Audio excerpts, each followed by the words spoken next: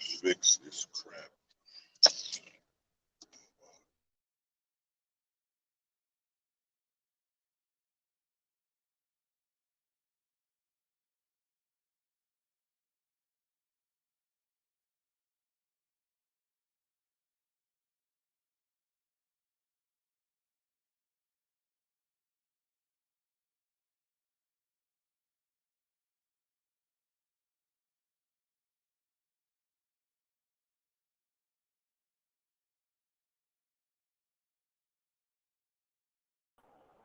Freaking, yeah, my bad. Was acting up a little, but give me 1 minute. Gotta.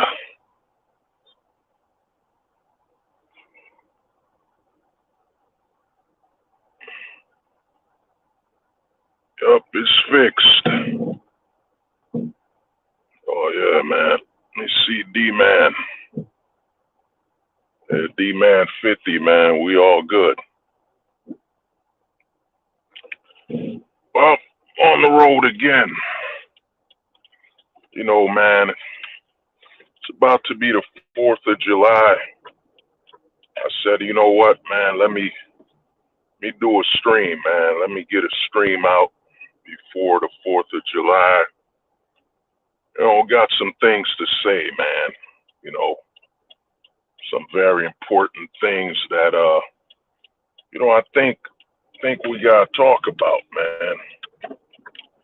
And you know, if you look at the title of this stream, you know, part of you will say, you know what does he mean? Holy shit. Man, I forgot to fucking give me a second. Holy shit. Forgot to put my damn windshield down. Koala was good, man. Yeah, forgot to put my windshield down. Yeah. Me and my mirror. Oh shit, some pros. Ravens. Yeah, but you know, I'm on the road. Koala was good. So I won't be able to fully reply. But basically, man, this stream, I've talked about this many times. You know, many times I've spoken about it. And you know, a lot of times it doesn't stick, you know, because the narrative that men have lost are it's far higher than the narrative of men having lost anything. You know what I'm saying? Men have to volunteer to lose, you know, and a lot of men have fallen for the narrative that we somehow have lost something. You know, how can you lose something when you haven't created the reason to lose? You know, a lot of men are stuck in a narrative that, yo, we're lost, you know, we're losers and all that. But in reality, a man has to volunteer to lose, you know. You hear all this narrative about, oh, we're in the matrix, we're in the matrix and all this. That's a scam, man. That's a lie. You know what I'm saying? If you watch the movie The Matrix, which is what? The movie's over 20 years old now, man. It's over 20 years old. And you know what I mean? Besides the section in the Matrix where they said take the red pill, take the blue pill, other than that, the rest of the Matrix is just obsolete. It's outdated. I mean, it's been outdated, especially for men, because if you look at it, you know what I'm saying? That's why I've been telling guys that when you look at the red pill, it's always been flawed. You know what I'm saying? It was never a good thing because it's always been flawed. The math was always off on the red pill. You know, the math never made sense. Because when they reference the Matrix, if you look at the movie The Matrix, Keanu Reeves, Keanu woke up, you know what I'm saying? Neo woke up in the Matrix. He was already there. And he didn't have a choice. In the movie The Matrix, Neo didn't have a choice, man. Neo didn't have a choice when it came to the Matrix. You know, he woke up, that's where he was at. You know what I mean? He had no choice, you know? And I think if you look at the Matrix, as I was talking to one of my boys, and one thing he told me about the Matrix, he was like, yo, the Matrix was written. You look up the Matrix, the script was actually written by, the whole series was written by a black woman. A woman wrote the Matrix, you know what I'm saying?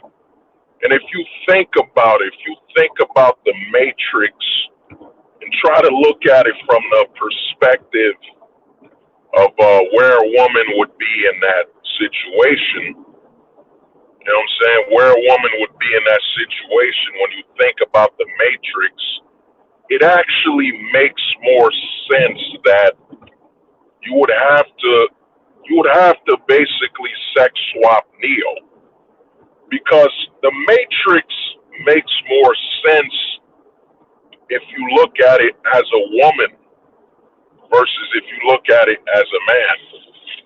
You know what I'm saying? Because the reason I say this is that women wake up in the world that man creates. You know what I'm saying? Women don't really, there's no choice when it comes to, you know, the role a woman it plays in society. You know what I'm saying? It's a man-made society. And if you look at Neo woke up in the Matrix, then he was offered to take the red pill or take the blue pill. Now, if you look at it, if you're still looking at it from a male's perspective, that this was based on a man's life and the narrative is a man, you know what I'm saying? You'd still be buying into the propaganda, because the thing is this: men are actually the ones that have a choice when it comes to where they will be, whether it be the Matrix or not.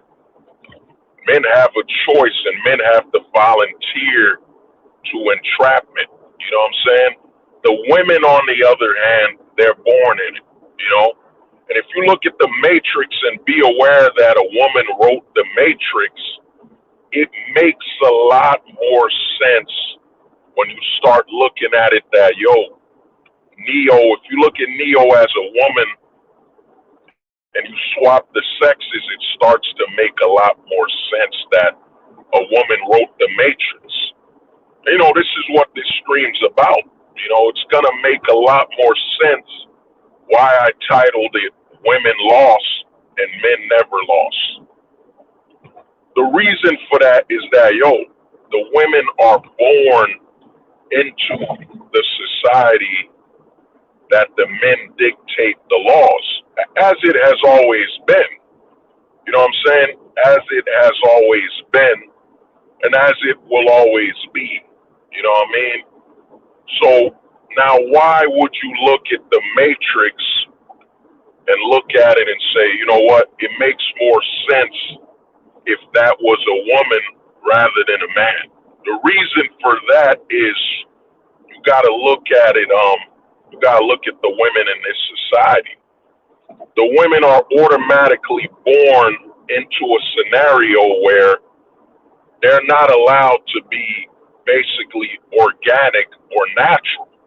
You know what I'm saying? If you look at the system and if you look at what's going on between women and men, the so-called war of the sexes, the battle of the sexes, when you look at that and if you buy into it and actually believe that it's men versus women, then you've already lost.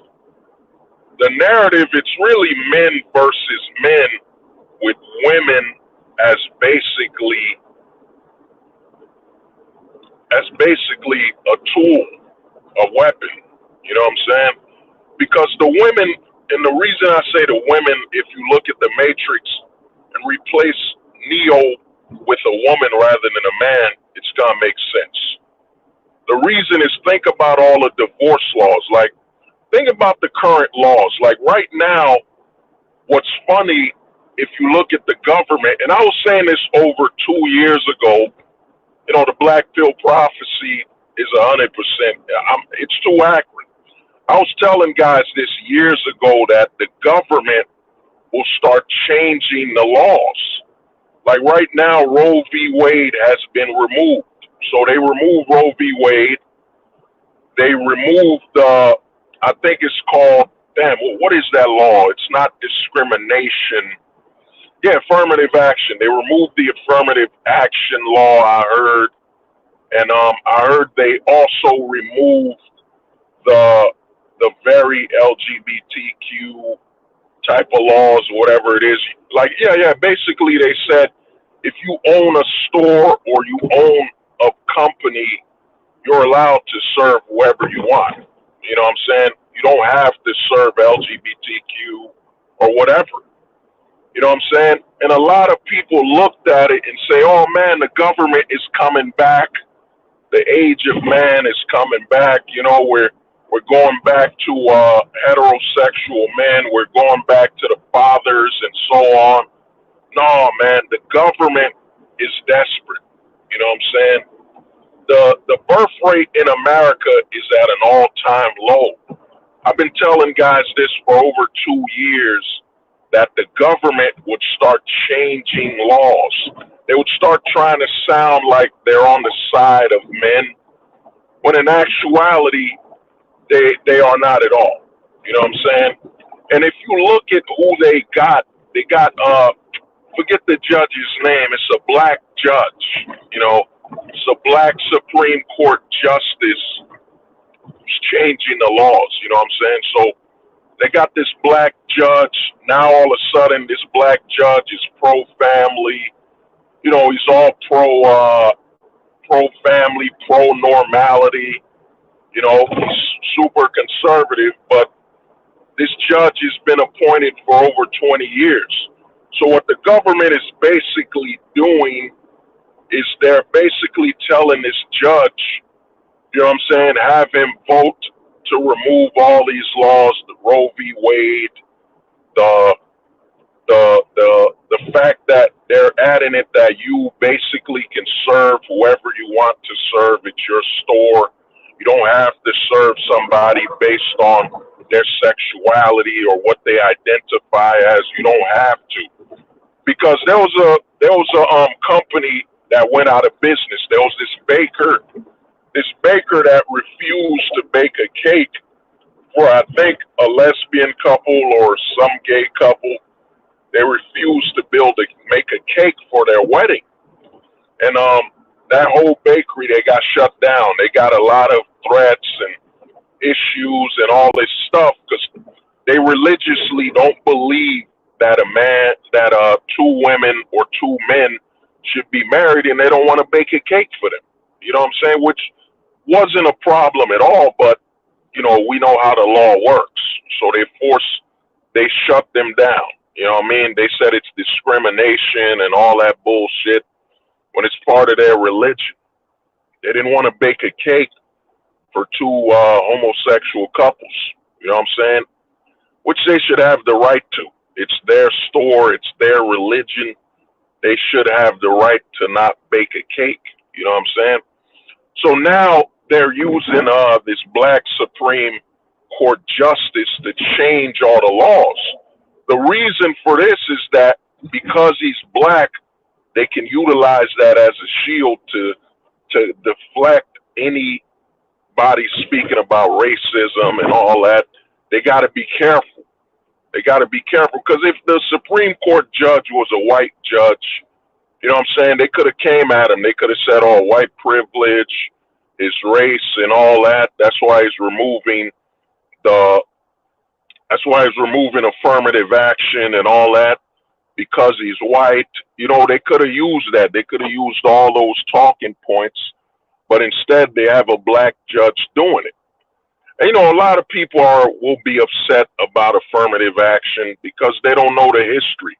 They don't know the history of affirmative action. They don't know that it was actually utilized to basically strengthen and enriching non-diverse companies anyway, But that's a whole other conversation. That's a whole other conversation. But let's get back to the reason I say if you look at the women, what the fuck? You know what I mean? If you look at the women in the position of the matrix rather than the men, it makes more sense.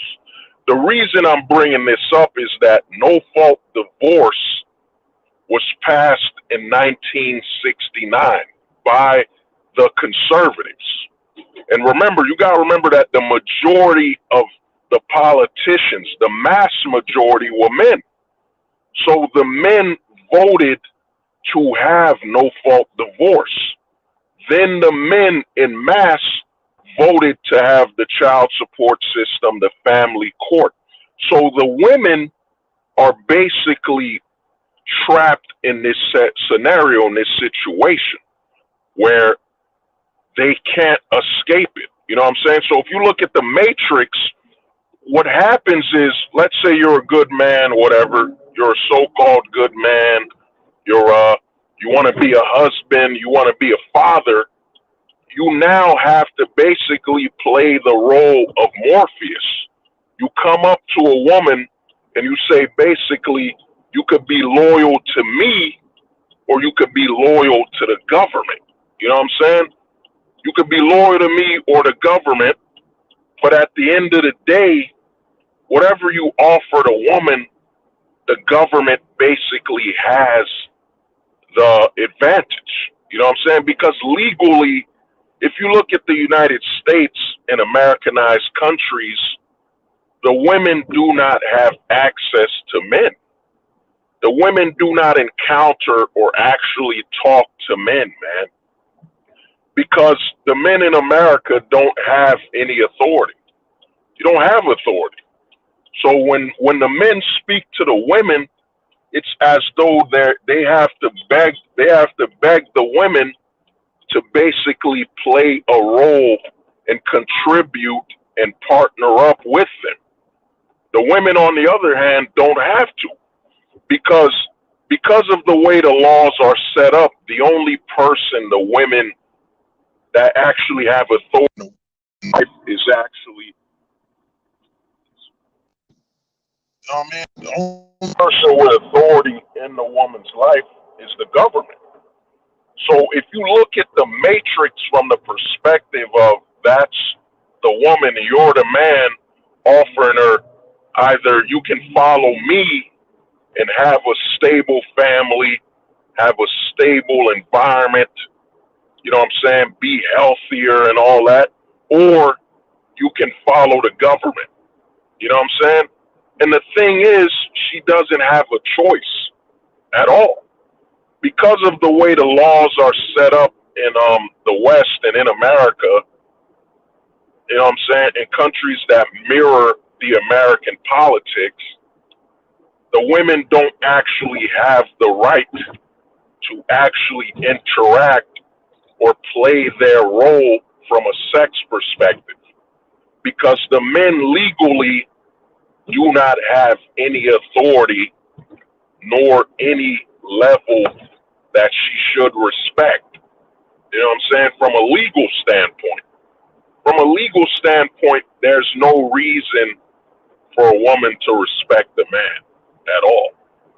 So the women are basically trapped in a losing situation where their entire life is already predicated, and their role as a woman has already been eliminated systematically. Systematically, the role of the woman has already been eliminated. You know what I'm saying?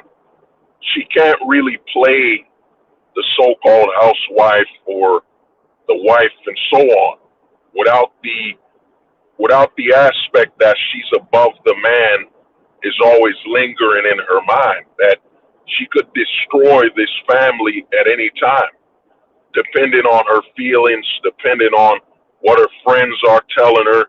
She could basically destroy this relationship at any time, because the way the law is set up, that man, once that man volunteers to be a victim of the system, once that man actually commits to her, he's basically made himself at his highest level of disposability.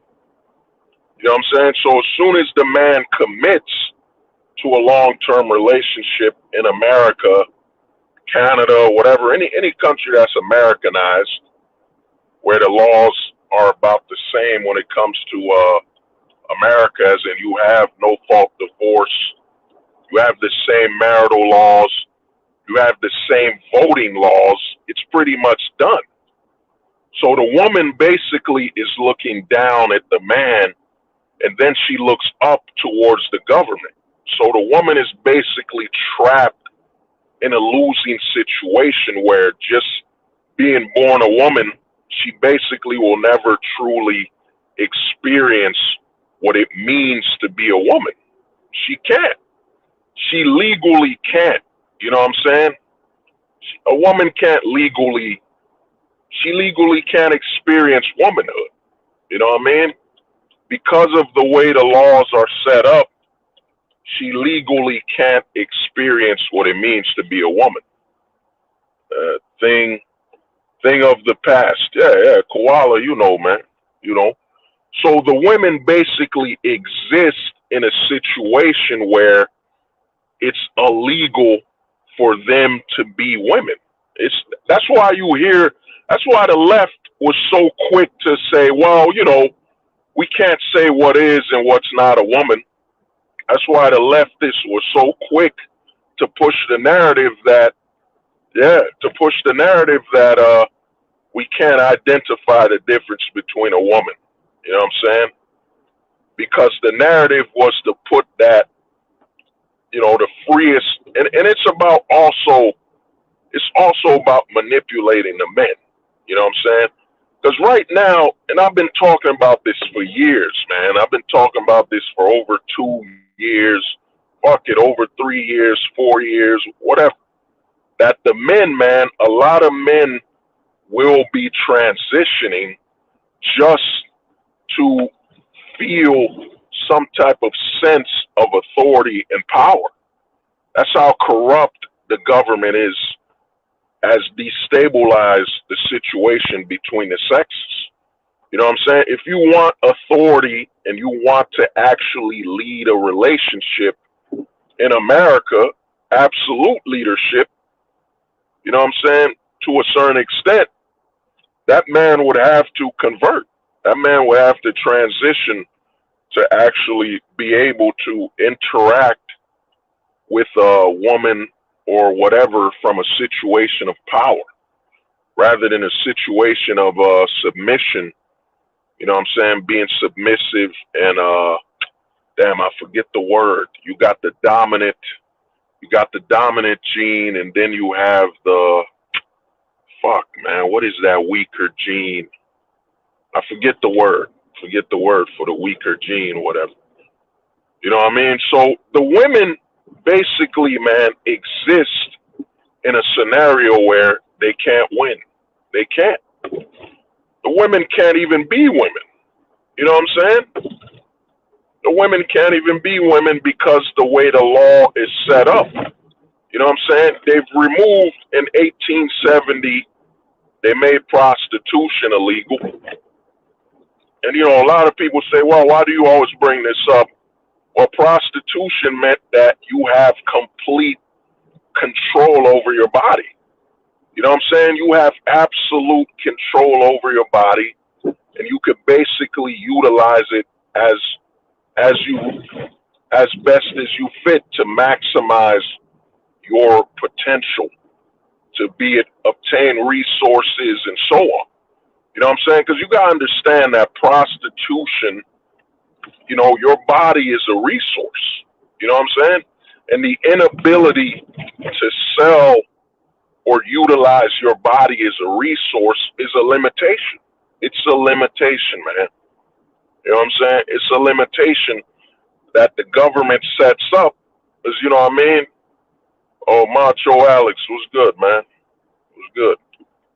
You know what I'm saying? It's a limitation. Who's that? Oh, yeah, it was good, man. What's up? So it's a limitation they set up.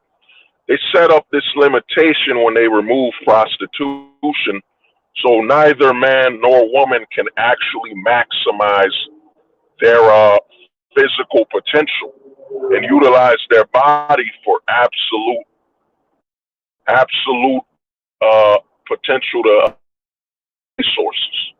You know what I'm saying? A lot of people think, well, prostitution has to do with sex.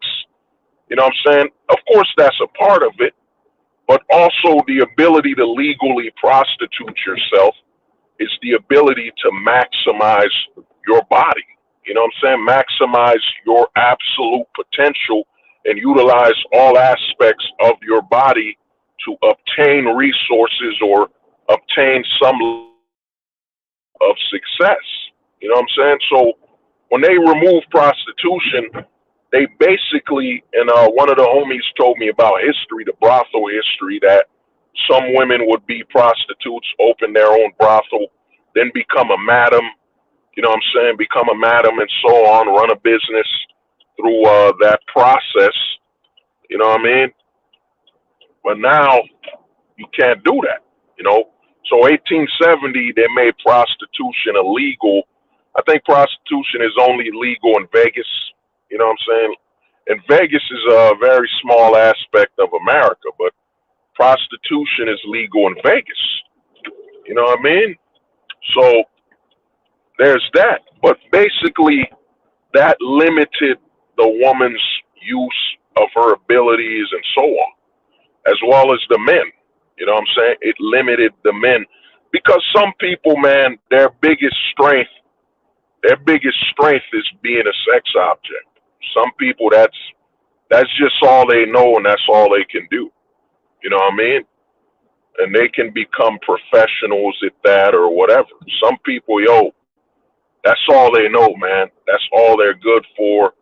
You know what I mean? Because we're in a society where all they do is try to guilt trip you for this and that. Oh, man, different people do different things, man. Everybody is good at something. You know what I'm saying? Everybody's ability is limited to some point, you know? But basically, they removed prostitution. And then 1890, they removed polygamy. The government removed polygamy, you know what I'm saying, following the Church of St. Latter-day Saints. So now women can't benefit from having friends. You know what I'm saying? A lot of people think when I speak about polygamy, I'm speaking from a perspective of, oh, it's just a perspective that men would just have a limitless amount of women. No, it's not that, man. It's not that at all. It's not that at all, man. It's a perspective. What polygamy did is polygamy allowed women to actually collaborate to obtain, you know what I'm saying, and share a man. You know what I'm saying? And sharing a man would actually give them more ability to live their life because there would be two women instead of one. Then they would have their best friend for life because they would share a child with the same man. You know what I'm saying? Their children would be related. You know what I mean? Their children would be related, so their friendship would be far more connected than ever before. Because once they remove polygamy, because in the manosphere and all over this space, you keep hearing this talk that women hate each other. That's a damn lie.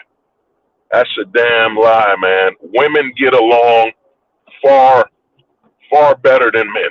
You know what I'm saying? History can prove it. You know what I'm saying? If you look up the genocides, if you compare the act of genocide and war, you'll see that far more men committed genocide and destroyed each other than ever before. You know what I'm saying? The women will just get along. You know what I'm saying? Women tend to touch each other in particular ways, talk to each other or hug each other. They're far more close-knit because that's an aspect of their survival. You know what I'm saying? Their survival was based on cooperation, and them being the weaker sex, it only made sense that they would basically synchronize. You know what I'm saying? Synchronize for protection, provision, and so on. You know what I'm saying? Women can literally because here's where it doesn't make sense. You know what I'm saying? And you'll hear this narrative all over the male version of YouTube and all over the internet. You'll hear all women know each other and they hate each other. That's a goddamn lie. You know what I'm saying? Women can literally synchronize their periods. They can literally synchronize their periods to attune with each other. You know what I'm saying? They're literally designed to cohabitate and cooperate. You know what I mean? With each other. And it actually benefits them to have one another and so on. So the narrative that the men are basically a word. Oh yeah, yo, congratulations, man. You already know Neo Wolf, congrats. You know what I mean? So the narrative that, yo, the women hate each other and all that. No, the men, what happened is the men created their need, you know what I'm saying, the hatred between each other by removing polygamy. When you remove polygamy, you now make the women that would usually, you know what I'm saying, that would usually collaborate, synchronize, cohabitate, you turn them to enemies. You know what I'm saying? You turn it to a war. You turn it to, well, one chick is sleeping with her best friend's man. You know what I'm saying? You basically make these women, you know what I'm saying, become more enemies and simulate what men have going with each other. Because we men, man, you can live on your own. You could do your things on your own. We don't need each other. You know what I'm saying? We don't really need each other. Yeah, we can benefit generation, but we don't need it. Women, on the other hand, collaborating with one another benefits them both physically, mentally, emotionally, all that stuff. Because think about it, if a woman, let's say you got a polygamous relationship, you know what I'm saying? Two women sharing the same man, you know what I'm saying? And they both have a child. They have a child now. They have a child for that man. Their bodies will literally alter to share the duties of taking care of that child. You know what I'm saying? Their bodies will literally synchronize to share the duties of taking care of that child. You know what I'm saying? Their bodies will literally adapt and synchronize just to share the duties of taking care of that child. You know, that means breastfeeding and all that stuff. You know what I'm saying? Their periods, their bodies will literally synchronize to work with another woman. Us men, on the other hand, you know, we'll have agreements. We'll have agreements. And usually the time I think a man, we physically synchronize is based on age. You know what I'm saying? Elderly. Like when a man is older, when a man's too old to fight the other men and so on, now said older man or injured man, now that man will become more helpful and more about trying to help his fellow man or being more useful. You know what I'm saying? Because he's injured. You know what I'm saying? Now he can play the role of a aid or someone that could help his fellow man. You know? But when when we're about the same strength or same age, same build, or, you know, we don't really need each other from a standpoint of survival, you know what I'm saying? It's going to be you do you, I'll do me, man. And, you know, hopefully what we're doing doesn't become antagonistic towards one another. That's usually what happens. So the narrative that the women hate each other, it's all created to further fuel the government. You know, the government's intent that the government is what stripped the women of the ability to actually further cohabitate and collaborate. The government's what made polygamy illegal. Once polygamy was made illegal, now it becomes a combat sport for women. You know what I'm saying? It becomes warfare.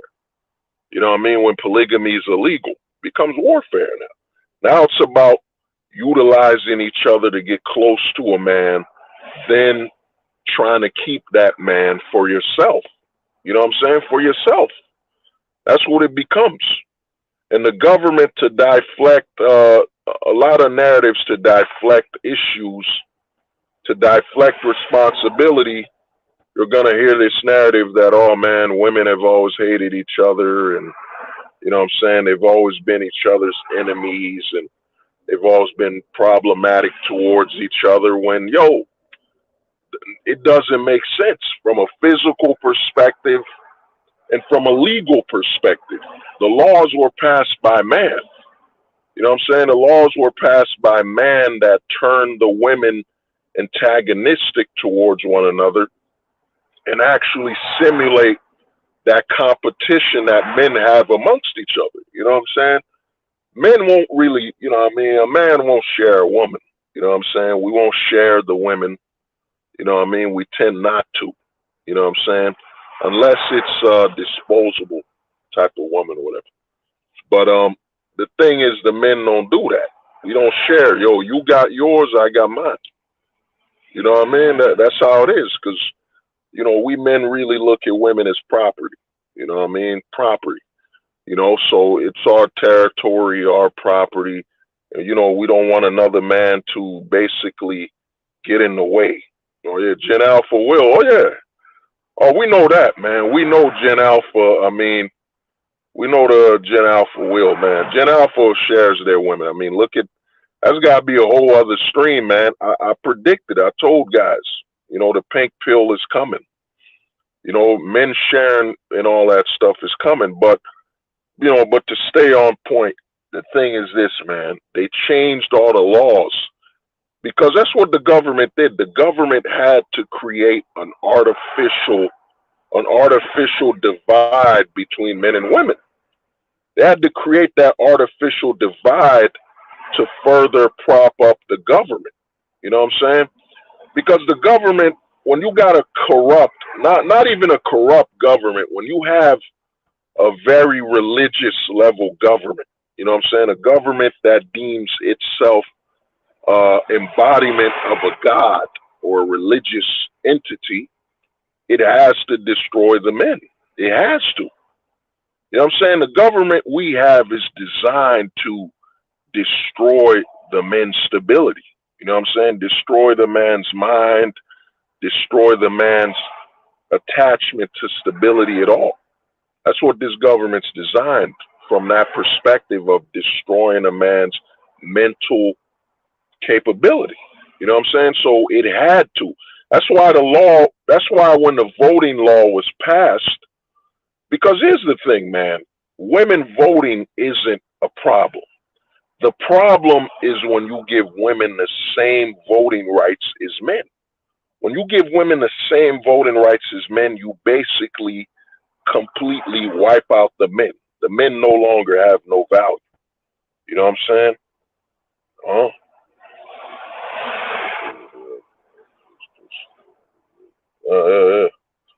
Pars was good. Yeah. So the thing is, man, when the government gave the women the same voting rights as the men, it basically removed the worth. It basically removed the worth of the men in that society.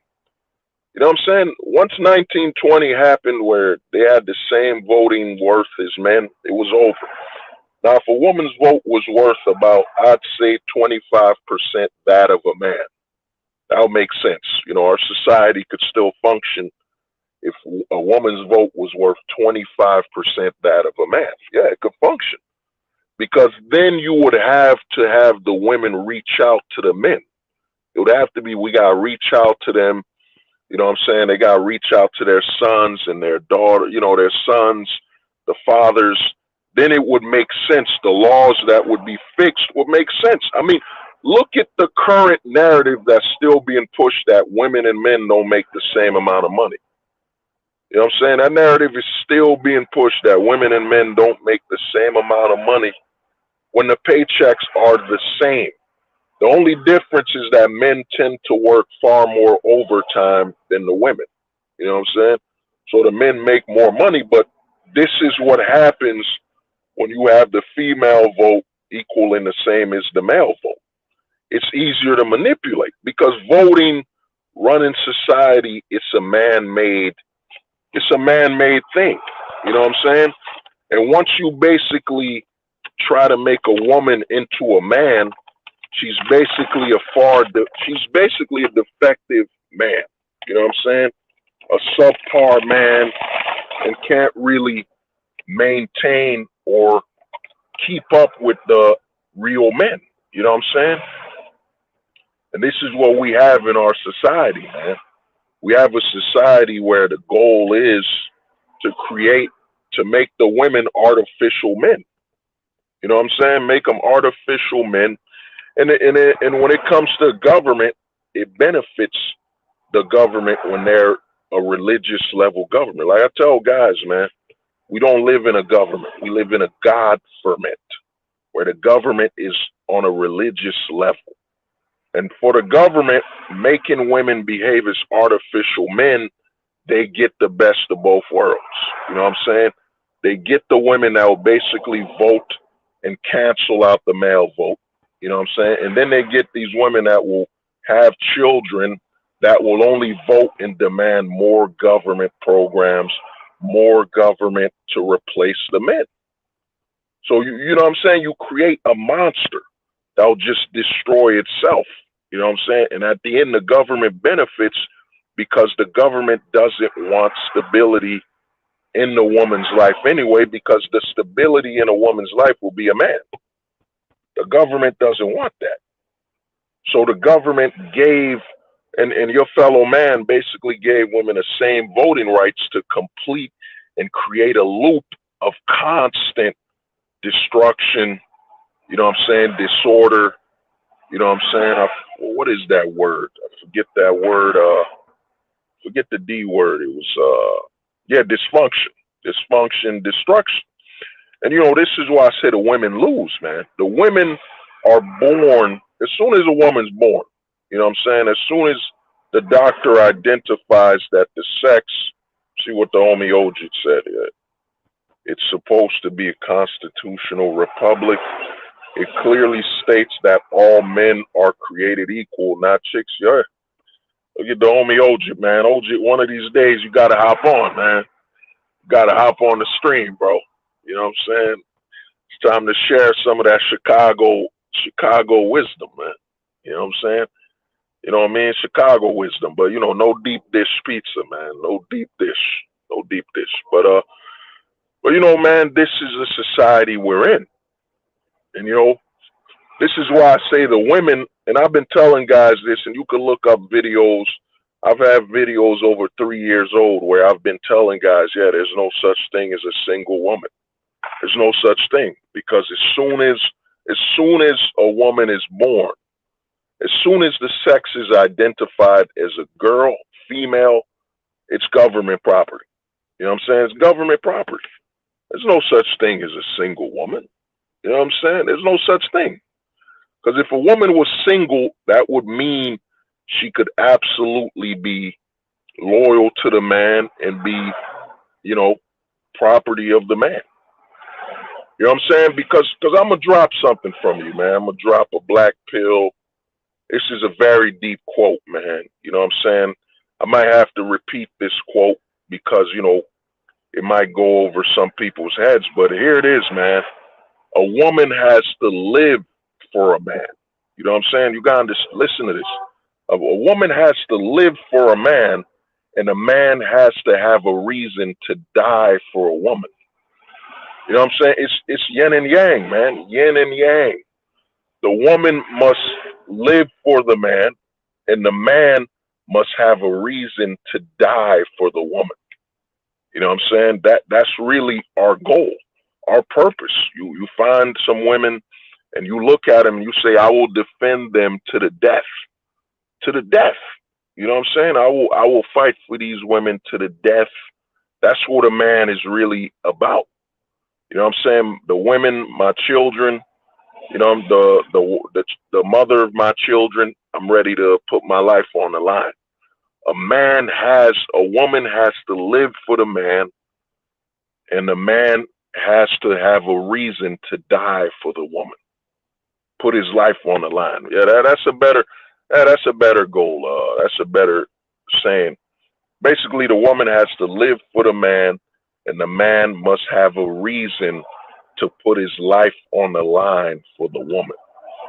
That's basically the peak relationship between a woman and a man. The peak, the absolute true full potential of it. If you look at your girl in the eye, if you look at her and say, nah, man, I ain't gonna put my life on the line for that. I'm good. You know what I'm saying? I'm good. That's just a chick I'm gonna put some ranch dressing on. You know what I'm saying? That's just a chick I'm gonna fill her up with some ranch dressing, you know what I'm saying, in her throat, in her mouth. You know what I mean? Because if you look at a woman and you don't have the urge, or you don't have it doesn't pop up in your mind that, yeah, man, I'd put my life on the line for that. You know what I'm saying? I'd live and die for that. And she has no value. You know what I'm saying? She has no true value. Because I'm saying, man, men look for a woman that's worthy of putting their lives on the line for. You know what I'm saying? Putting their lives on the line. And to do that, for the woman to be worthy of that, she must live for the woman. She must live for the man. You know what I'm saying? Her religion must reflect what the man wants. You know what I'm saying? The food, how she lives has to be based on the man's wants and desires. You know what I'm saying? But when you live in a society where the government has literally destroyed that order, the natural order doesn't exist in the West. It doesn't. It doesn't exist, man. You know what I'm saying? The natural order doesn't exist between men and women in the West because the government has created an artificial, you know what I'm saying, an artificial barrier. And the thing is, because of the law, you know what I'm saying, because of the law is written by man and will only be understood by man. The way the law is written, I'll give you an example. I'll give you an example of why the law, you know what I'm saying, why the law is a man-made law, and the way it's written, they know the women can't follow. You know what I'm saying? Because one big problem we have, and this is the benefit of the black pill, is that, when men write things, it's not the same as women writing things. We don't write ideals, we don't write morals from the same place. We don't write morals from the same place. You know what I mean? And a clear example of this is the no fault divorce and the family court. The no fault divorce and family court, men will follow. You know what I'm saying? Men will follow that to the T, that, man, I'm not gonna divorce my wife for no reason. I'm not gonna not protect and provide or lead my children. They're not gonna be in a situation where they need child support. You know what I'm saying? But the way the law is written, it's written for men, but to empower the women. As in, it's a law that men would follow to a T. Men would follow the law to a T. But because the law is written to empower women, which are more emotional based, you know what I'm saying? Since they don't have the physical body and the physical structure to dominate the world like us men do, the law won't benefit the women because it placates on their emotion. All it takes, most divorces happen literally for emotional reasons.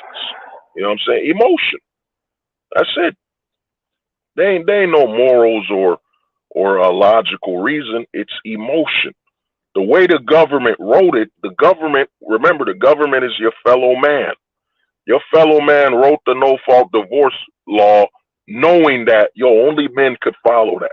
Only a man could follow these rules. You know what I'm saying? The family court written knowing that only a man could actually respect these type of things we're laying down. But we've written it with the woman, you know what I'm saying, with the woman behind it. You know what I mean? Because a lot of male laws are written and can only be understood by men. You know what I'm saying? A lot of people are trying to tell you men and women think the same. No, we don't. We don't, man. We don't think the same. Our ideals aren't the same. Even our goals, if we share the same goal, it ain't the same from the same perspective. You know what I'm saying? Men and women literally live in a different perspective in this world. You know what I'm saying? You can relate to your fellow man. You know what I mean? You can relate to your fellow man. We will try to outthink each other. Because the way men write laws, it's written from a perspective. It's written from a perspective of, you know what I'm saying, morality, honor, and being able to, stick to it. You know what I'm saying? Or be held accountable. But when you write a law where you put the women in the role of a man, it's written from a perspective of destruction. You know what I'm saying? Because at any given time, the woman's emotion will get in the way and destroy that relationship. Give me a minute. Let me be right back.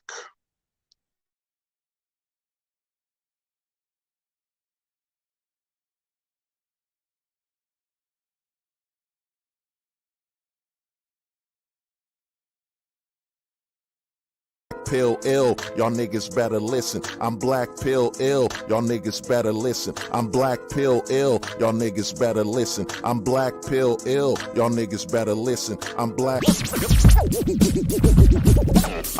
pill, I'm ill with this will. I'm black pill, I'm ill with this will. I'm black pill, I'm ill with this will. I'm black pill, I'm ill with this will. I'm black pill, I'm ill with this will.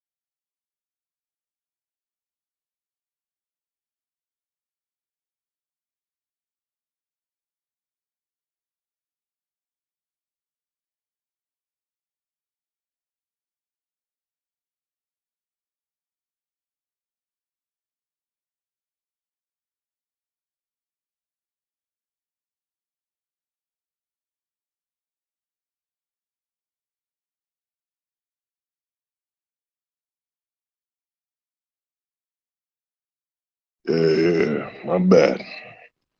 Well, I'm back. Like I was saying, man, you got to understand that the law is written from a perspective where they know only men would hold it accountable. You know what I'm saying? They know that only the men could actually follow suit and maintain these type of laws and follow them.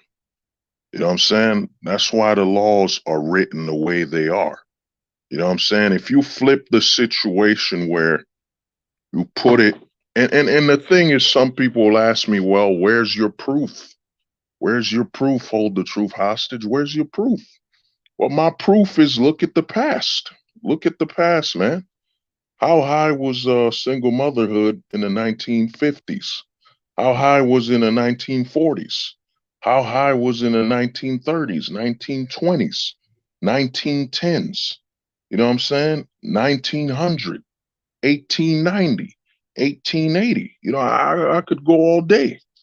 You know what I'm saying? Why don't you do the research on that? And the reason I bring that up is the reason I bring that those time periods up is those were all times where the man had absolute control of his household. You know what I'm saying? So how high was single motherhood and how high was the destruction of the family before it was out of the man's hands? You know what I'm saying? That responsibility was in the man's hands. And the other thing is the what they call it, the father-in-laws would hold the other men accountable. You know what I'm saying? You could have been a bad guy. You could be a bad guy. But if you know your father-in-law will kill you, if you know your father-in-law will literally take your life if you disrespect his daughter, you know what I'm saying? Her brothers will end your life. You know what I mean? If you know that her family will take you out, you're gonna behave. You know what I'm saying? Remember that old saying they said a shotgun wedding? You know what I'm saying? A shotgun wedding. You know what I'm saying? Who hosted those shotgun weddings? It used to be her father. They always show it's her father, but it was her family. You know what I'm saying? Her father and her family would you got her pregnant, you're responsible now. You know what I'm saying? You're responsible. You know what I'm saying? Her whole family would take you out. You didn't have that many deadbeat dads or none of that whole narrative back then because you could be dead. Deadbeat dad used to mean he's dead. Your great grandfather killed your father. You know what I mean? Your grandfather killed your father. You was being abusive to your mom. You know what I'm saying? He was showing no respect. So grandpa stepped up and killed him. They took him out. You know what I'm saying? They buried him. They buried him somewhere in the backyard. You know what I mean? So back then, when the men were in absolute control, there was no divorcing, man. You know what I'm saying? The only time you probably get divorced back in the day or a man walked away is if she had a weak family. She had a weak family unit, or that man ran away. I mean, he ran like he disappeared. You know what I'm saying? That's when there were deadbeat dads. You know what I'm saying? That was the definition. Because you try to choose that path, you would be taken out, man. A lot of dudes in this manosphere always talk. They never talk the whole fucking spectrum. They always talk. It's like this in the manosphere, man. You don't in the manosphere, somebody will make a pizza and you will only see a slice. You know, they don't want you to see the whole pie. You know what I'm saying? They don't want you to have that much information. You know what I'm saying? This is why the black pill is absolute, man. This is why I got people stalking me online. I got people stealing my quotes, copying my talking points. You know what I'm saying? Because they know, man, I'm not hiding nothing. I'm telling you like it is, man. I'm telling you the whole thing. You know what I'm saying? I'm showing you the whole pie, the whole pizza. I'm not cutting the slices in half. No, I'm showing you the whole thing. You know what I'm saying? And I'm telling you the facts, the whole truth, man. That's what the black pill is. The black pill is, you know what I mean? It's uncompressed. You know, for my digital people, it's uncompressed, man. It's the raw data. It's raw. It's the raw data in its purest form. You know what I'm saying? The black pill, if you were to use drugs, the black pill is pure cocaine, man. It's pure. It's 100% pure. It's not cut. It's not the red pill, and the red pill might as just be crack. It's super cut. It's cut. You got fucking idiots. You got guys like Andrew Tate walking around screaming at women that want to be whores and pretend, don't you want to be a housewife? What about your value? What about your value as when you get 30? What about your value? You know what I'm saying? That's why you got these idiots from the red pill section just spewing all this stupidity, man, because it's cut. It ain't the raw information. It's not the raw data. It's fucking cut, man. It ain't pure. You know what I'm saying? That's how the black pill is. It's pure, unadulterated. It's raw, man. It's uncut information. Oh man, that's a good that might be a good brand. Uncut information. Oh, that's deep. Somebody make, man, I gotta start making shirts, man. I'm gonna start making shirts. I'm gonna start listening to my own videos and be like, oh, that's a good shirt. That quote, that's a good shirt. You know, so to me, man, that's what's going on. If you look at all the laws now, if you look at all the laws, look at the child support laws, look at no fault divorce. You know what I'm saying? Look at all these laws, family court, and look at all these laws and say, could you, as a man, follow them? Could you actually avoid getting to that point if you were in charge? And odds are, I'd say about 90, I'd say with the men, I'd say a good 98% of men would say, yeah. You know what I'm saying? If no fault divorce and all those laws were in the hands of the men, we'd never get to that point. You know what I'm saying? We'd never get to that situation where the child needs child support from their mom. You know what I'm saying? We wouldn't get to that situation where there would be a divorce. You know what I'm saying? We wouldn't get to that situation. You know what I mean? So if you look at the law is written by man for man. You know what I mean? Except it's reversed to be against the men. But if you look at the law and its structure, a man would easily follow those laws. You know what I'm saying? Easily. A man would follow these laws and ensure that there wouldn't be no child support, man. There wouldn't be that scenario. You know what I'm saying? Because the man sees that child as his bloodline, his legacy, you know what I'm saying, his DNA. You know what I'm saying? There's too many aspects of that man to place his children in that situation. You know what I'm saying? A stable man, you know, physically, mentally healthy man, it ain't happening like that. You know what I'm saying? He's not gonna abandon his children because he woke up one day and he emotionally felt sad, or he says, I don't feel it no more. I don't feel this situation anymore. You know what I'm saying? I spoke to a chick, man. Spoke to a couple of them where they were like, yeah, they'd be willing to leave the father of their child just because they didn't feel him no more. They didn't feel it no more. They'd leave in 5 seconds. They didn't feel it no more. They'd be gone. And I remember talking to her, and I was asking, and you know, I already know why. You know what I'm saying? I'm just playing forget the word, devil's advocate or something. I'm just talking to her, and she said, yup, I'd leave because I don't feel the guy no more. And I'm like, wait, he's not being abusive. He's not hurting you. He's not doing anything negative. He's not attacking you or verbally abusing you. Why would you leave? And she said, well, I just don't feel it no more. Done. That's it. You know what I'm saying? She had the kid, gone. Everything's destroyed. So you gotta understand that the current way things work, you know what I mean? Oh yeah, yeah. Oh yeah, yeah. Well, he works all day and doesn't give me attention. Divorce. Well, even the narrative. The thing is this, man. The average couple, the majority of them both work. They both work. The average man and the average woman, for since history, they've both been working. One of the biggest lies in the manosphere is this narrative that there was most women would stay at home. They didn't do nothing. They didn't work. No, dude, the majority of women worked. The majority. You know what I'm saying? It hasn't changed. It's just we get this Hollywood narrative. What happens is you see so much about Hollywood, it eventually becomes the norm. You know what I'm saying? If you look at the bad boy craze, the bad boy craze was in the movies. It was in the movies, man.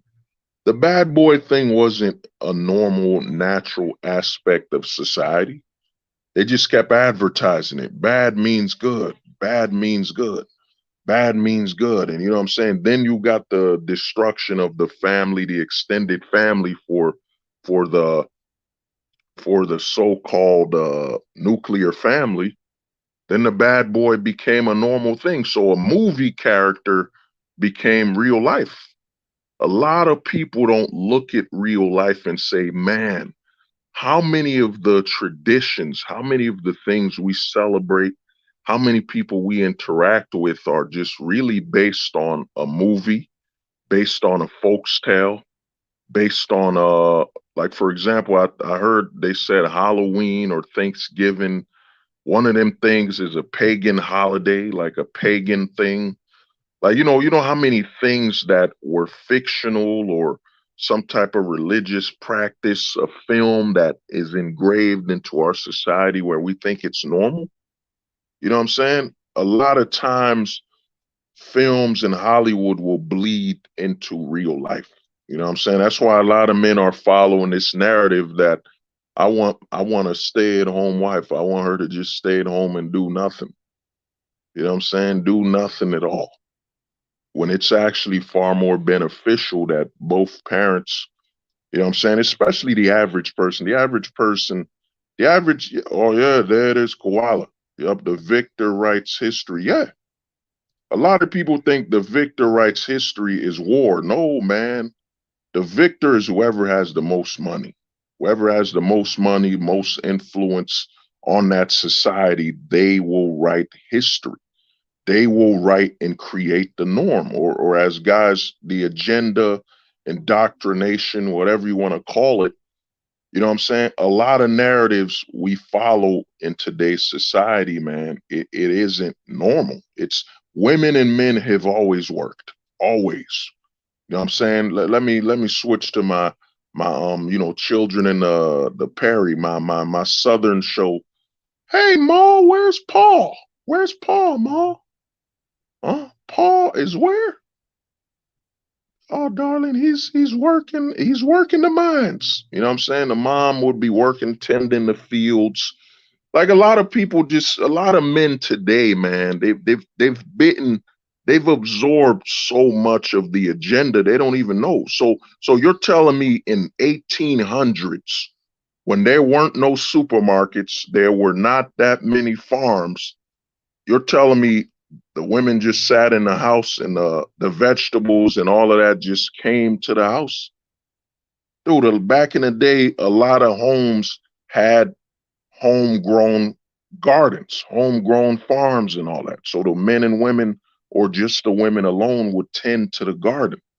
You know what I'm saying? And grow the fruits and stuff for food and supper.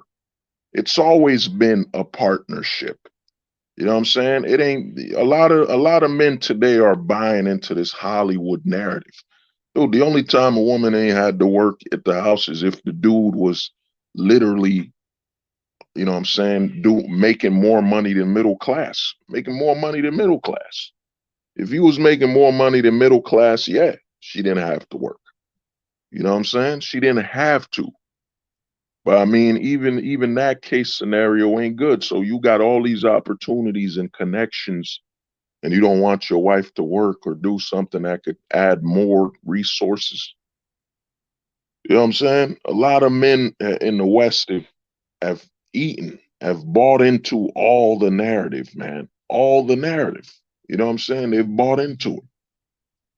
Oh man, the women were, well, I want a stay-at-home wife. I purposely want less resources brought into the house.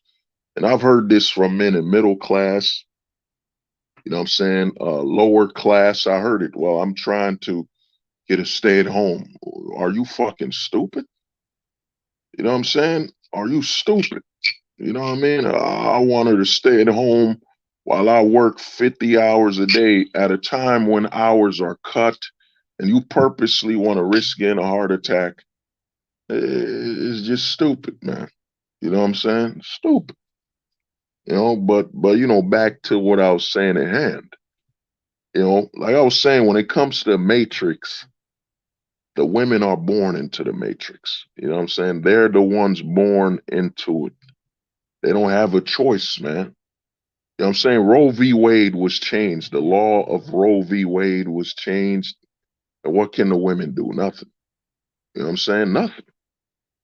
They can't change nothing.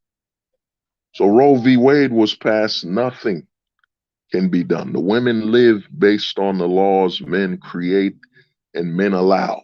You know what I'm saying? Men allow. Now, some guys will bring up, well, some guys will bring up, oh yeah, you keep hearing that, or that 1950s grift.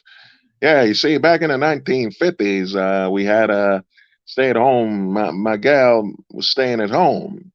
The kids would come home to a clean supper. Well, come on, man, get that bullshit out of here, man. You know, the grift is real, man. But you know, the give back is this, man. The women from birth, soon as they're born, they're property of the government. The government, when it comes to the men, the government is, you know, who cares? You know what I'm saying? Who cares about them? Especially as weapons. One thing I've noticed is the feminization of men is tied to the military. You know what I'm saying? It's tied to the military. If you notice the 1950s, 60s, 70s, 80s, you know what I'm saying? Or even before then, like World War II and all that stuff, the men had to be masculine because the government didn't have weapons where they needed less men. You know what I'm saying? The less men the military needs, the more they will feminize the men in the population. You know what I'm saying? Now you got drones and you got all these weapons. They don't need men. They don't need operable masculine men. They don't need that. You know what I'm saying? A guy wearing a skirt could control a drone to drop a bomb. You know what I'm saying? A guy wearing a skirt. You know what I mean? And the government doesn't, you know, the American government doesn't really send as many men to war like they used to because the weapons are all there. You don't need that many bodies. You know what I'm saying? You have the weapons now. You have weapons where you can substitute the need for men, the need for so-called masculine men. You don't need them no more. You know what I'm saying? It's not like every war or every issue we face, we fight them on the ground anymore. You know what I'm saying? We don't fight everything on the ground anymore. You know what I'm saying? So how masculine of a man do you need? Oh, there it is, Koala, a kid with an Xbox controller getting a kill streak in COD, you know, Call of Duty actually controls the drone. Look at that. You know what I'm saying? He just said you don't even need a full grown man. You can have a child. Because I looked at it. If you look at countries where the military needs manpower, the men are far more masculine. You know what I'm saying? Westernized countries where they need the men to be on the ground, like they need them to fight, you know what I'm saying, with the weapons and all that. You look at a country like Russia, you know what I'm saying? The men have to be there. You know what I'm saying? So you will see that masculinity still exist. You know what I'm saying? In these westernized countries, when the men are needed for war, they'll keep them masculine. Yeah, don't put a dress on them yet. We need Jimmy and we need Tommy to be masculine. You know, we need them to be able to pull their beard with their bare hands because we don't got razors. You know what I'm saying? We need them to be able to say that line from Predator by Tommy the Body Ventura, I ain't got time to bleed. Oh man, that line is just whoo. I remember hearing that line in Predator when Johnny the Body Ventura said, he said, "Look at your arm." He said, "I ain't got time to bleed." I was like, damn. That's one of the hardest lines I've ever heard in a movie. He said, "I ain't got time to bleed." I was like, damn, that is hard, man. That's the hardest thing I've ever heard in my life. You know what I'm saying? He ain't got time to bleed. Come on, dog. That is hard. But yeah, so you look at it like that. Now let's get, like I said, now you understand when it comes to women, they don't have a choice. You know what I'm saying? They don't have a choice. As soon as a woman is born, she is government property. You know what I'm saying? And she has no reason to respect the men at all. Because in America, a lot of men buy this narrative that, oh, we gotta look eye to eye, we're equal. There's no such thing. There's absolute inequality. There's no such thing equality. The biggest grift in America is equality. It's the biggest grift in America. Equality. How can you be equal to the person that gave you your equality? There's no such thing. Now fairness can exist, but equality, that's a fucking scam. One of the biggest scams in America is equality. We'll be equal. No such thing. No such fucking thing. Scam. You know what I'm saying? We gonna be equal. Get out of here. So the women, man, in this society, they don't have to, they exist in a state where they don't got a choice. They can't respect the man. Think about it. Because, you know, the manosphere, and I'm going to get to it too. I'm going to get to it why they want men to believe they're losers. I'm going to get to that. I'm going to get to that very soon. But you got to think about it. There's a woman. Let me switch the banner. Let me switch this banner quick. Let me find a beauty. Where is it? Give me 1 second. Give me 1 second. Where is it? Where is it? Give me 1 second. Gotta look past the trash. In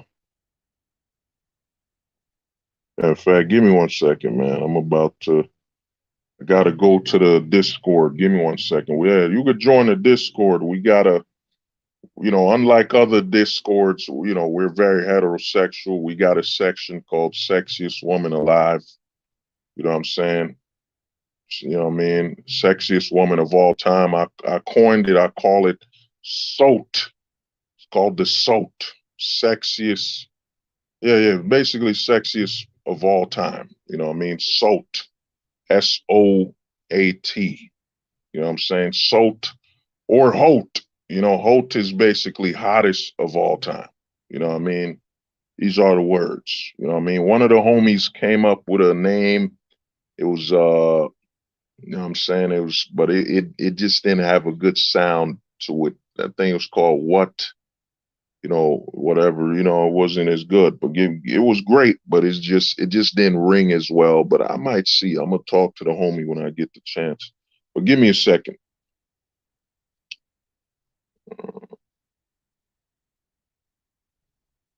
Uh,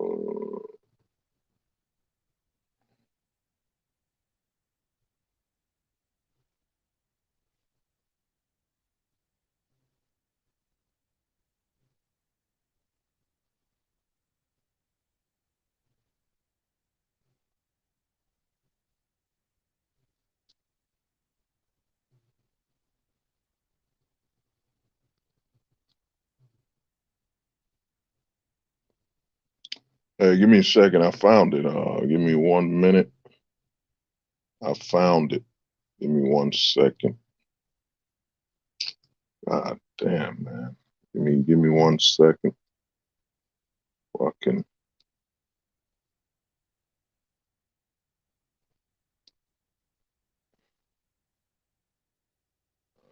Man. Just say. Oh, give me 1 second. I gotta delete something.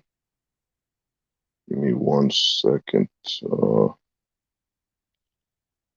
Got some shit here, man. Give me 1 minute. And just remember, people. You're supposed to be alpha. You're supposed to be alpha. You're supposed to be alpha. You're supposed to be alpha. You're supposed to be alpha. You're supposed to be that nigga. And you froze up like a little thought. You're supposed to be alpha. You know what I'm saying? Give me 1 minute. Gotta delete something. That's the problem with StreamYard. You can't put enough content on StreamYard, man. It's very limited. Give me 1 second. Oh, okay, there it is. I found it. Yeah, there it is. You got somebody like this is what was her name? Give me 1 second, man, because it just won't let me download the one I want.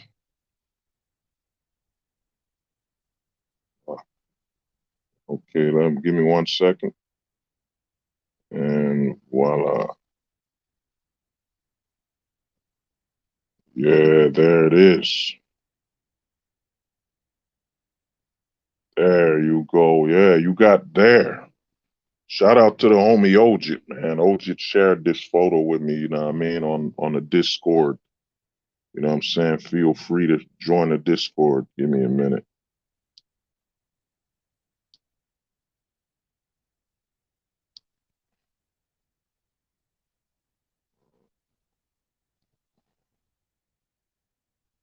Yeah. So, you know, this is Eva Mendes, you know what I'm saying? You know, this is Eva Mendes. You know, shout out to the homie, man. Shout out to the homie Ojit. But yeah, this is Eva Mendes, you know.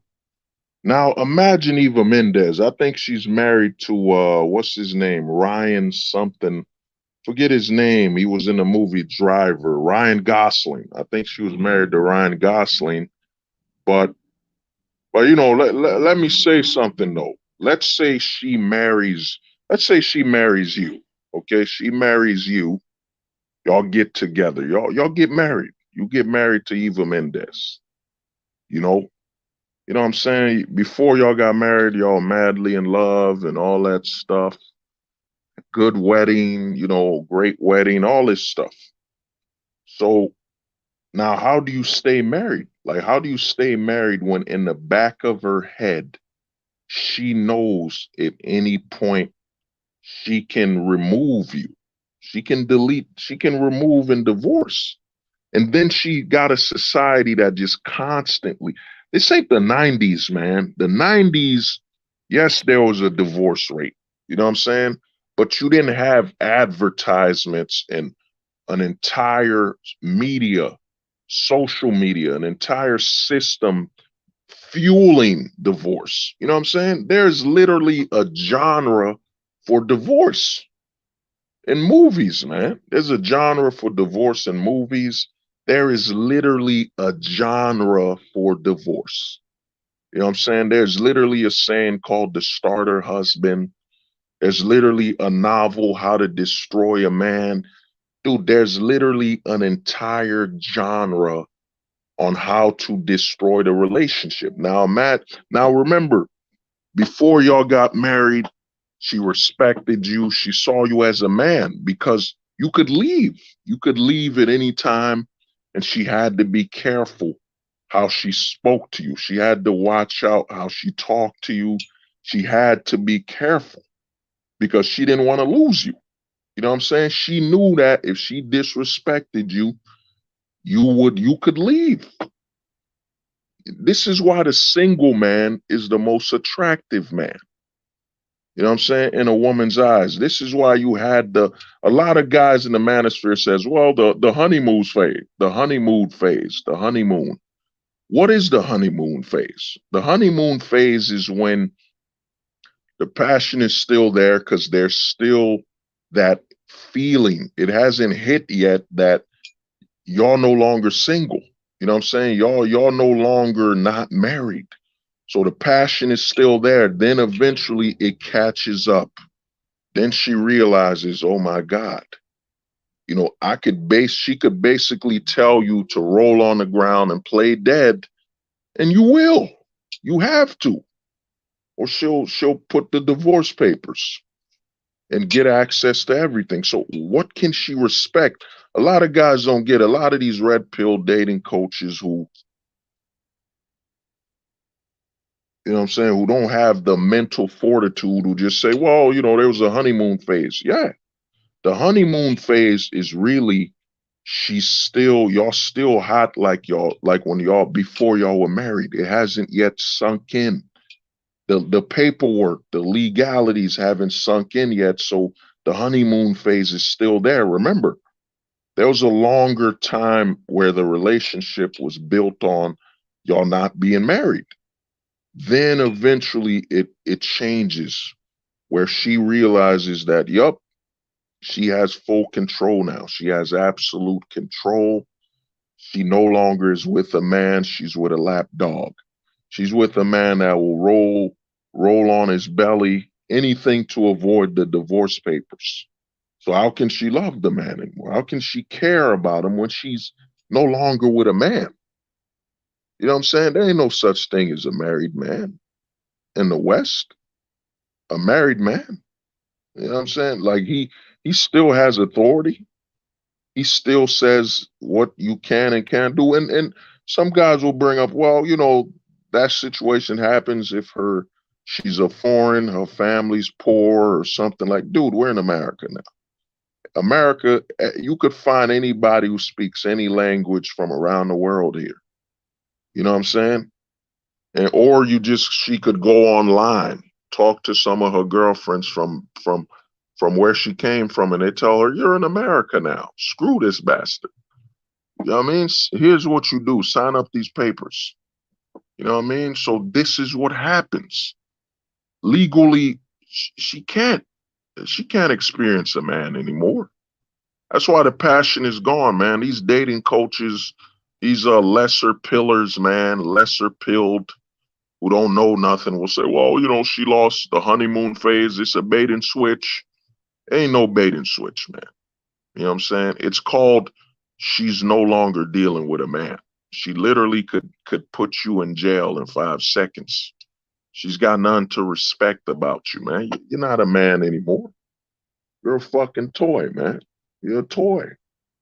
And with this society that literally tells her to divorce you every day, she turns on the TV. He didn't take out the garbage. He doesn't worship you. He doesn't treat you like Cleopatra. You know what I'm saying? He's not the right man. It don't matter if y'all got kids. You could get a better man that will do better things for you. You know what I'm saying? You got a whole media. You got a whole social media. Then you got the legal system that places her in an unnatural state where her emotions are now what determines how stable that relationship is between her and the man. So, of course, it's going to fall apart. It's not about stability. It's not about logic. The relationship is literally built on how mentally stable she is. You know what I'm saying? And then you get a divorce. You know what I'm saying? You get a divorce. And a lot of guys will say, well, you know, I blame the woman. I blame my wife. No, dude, you blame yourself. You can't blame her for being in a position where it's unnatural. You know what I'm saying? Where she doesn't even have access to a man no more. She has access to a lap dog that she could say jump and he'll be, how high? How high, honey? Look, honey, I took out the garbage. Look, honey, I remember our anniversary. You know, he comes home, begs her for sexual intercourse. Come on, man. There's nothing to respect there. That's why the women are really, that's why I made a video way back where I said the healthiest thing a woman could do is not to get married in the West. In America, it's the healthiest thing to do. You know what I'm saying? She gets married to a man. He's so scared of divorce, so scared of losing his family and all that crap. She's going to become obese. She's going to gain too much weight. You know what I'm saying? She's going to become sick physically, mentally. She'll be drained. she'll be gone. She literally gets, when a woman gets married, she literally gets a man to basically validate her destruction completely. Validate her destruction, man. And yo, Ojit, man, sometimes, man, you got skill, dog. The way you be changing all your avatars, that you a master of this YouTube thing, man. But yeah, so she literally has a man that will be positive reinforcement. Oh, David, what's good, man? What's up, bro? She literally has a man who will be positive reinforcement for everything she does. You know what I'm saying? That's why marriage don't work in America. And even the marriages that stay, man, I've seen some women just struggling to walk, super obese. You know what I'm saying? Hyper obese. You know what I'm saying? Buffalo built. You know what I'm saying? Buffalo meat. You know, Buffalo Wild Wings. It ain't even Buffalo Wild Wings because she would have to be thin enough to have wings. It's just Buffalo built. You know what I'm saying? BBW. Buffalo built. Buffalo built woman. You know what I'm saying? That's what BBW stands for. Buffalo built woman. You know what I mean? So the man becomes literally a, a positive reinforcement for, like the homie said, for her destruction. It's for her destruction, man. The husband will basically say, yeah, honey, she gained 5, 10 pounds. And she'll be like, how do you think I look? Oh, you look great. You look amazing. You look like you've always looked. You look like the day we met. Because, dude, the dude is scared of divorce, man. He's scared of divorce. He's going to keep encouraging her. And by the time the divorce happens 8 years later, she's overweight. She can't even walk. She struggles to breathe. The man becomes the positive reinforcement for her destruction. You know what I'm saying? This is what the American woman has to deal with. A man who literally becomes a support system for her destruction. This is what marriage is in the West, man. This is the black pill, man. I don't get emotional. I don't blame the women. I don't blame them at all because we don't live in a country where you can experience women in their natural state. You know what I mean? Yeah, look at that. I carried your children. You're supposed to like me at 300 pounds. Yeah. But here's the thing though, before she even has the kids, he's already made her into a buffalo. You know what I'm saying? Overfeeding her, all that stuff, man. You know what I'm saying? No, David, man, trust me, they don't hate reality, man. They don't hate it at all. It's just that the man can't keep her in reality. We don't have authority. Because if women hated reality, you gotta look at the 1950s. I always tell guys, look up the Elvis concerts and look up the Beatles concerts. Remember, this is a time in America where people were eating fucking butter. They were eating fried butter. You know what I'm saying? They were eating all this garbage. They were eating garbage for real. Yeah, they were home, you know what I mean? Some of it was homemade fried food everywhere, man. You know what I'm saying? America was wild in the 50s. Ice cream and all that stuff. Of course, people walked a little more and all that, but the thing is, this is before you had fat content, how much sugar. I don't think in the 1950s they had how much sugar is in your cookie. They didn't have measurements. You know what I'm saying? They didn't have measurements. You know what I'm saying? That's why I say, yo, look up, if you want to see something, look up the Beatles concerts. Look up the Beatles. Look up your Little Richards. Look up your Motowns. Look up concerts back in the 50s and 60s. You know what I mean? 50s and all that. The men were the reality check. Now in America, the men just support the destruction. I've seen chicks that they you know what I mean? They gain the weight before the child. Before the child, they obese because the man supports it. The man is the support structure. You know what I mean? To her becoming overweight. You know what I mean? He is the support structure. You know? the key to her destruction. We've been taught in the manosphere that, oh man, and let me show you the gurus, man. These are the fucking gurus, man. Let's show the gurus, man. Shout out to one of the homies that sent me this. These are the gurus here. I was talking to this guy on their team, smart guy. He's homosexual, and he was saying, because I was like, man, I've theorized that if you take the average net worth of a heterosexual guy versus the average net worth of a homosexual guy, guaranteed the net worth of a homosexual guy is higher. And he was like, no, that's actually true. Why would that be? Well, because they don't deal with women. So think about this. They can just get on Grindr. But don't they? Okay. I don't understand. Oh, see where I'm going here? Yeah. So they can just get on Grindr, get what the hell they need done, and then go right back to work, and then keep. It's more transactional. It's quicker, more transactional, and then also when two men deal with each other, less effort. It's less effort, and then they're splitting everything down the middle.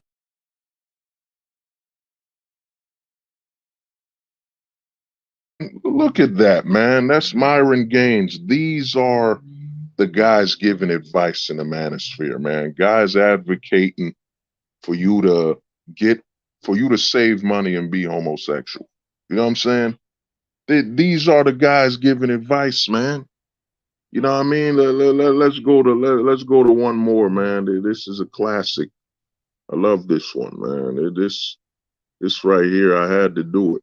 Frauds, man. Bunch of fake ass niggas shitting on the same people that helped you. That's facts. You know what I'm saying? These are the men. This is the manosphere, man. The manosphere is so close to the closet, man. The whole goal is to have you, once you hear the word woman, you just get angry. While they're talking so positive. You know what I'm saying? I'll stay on.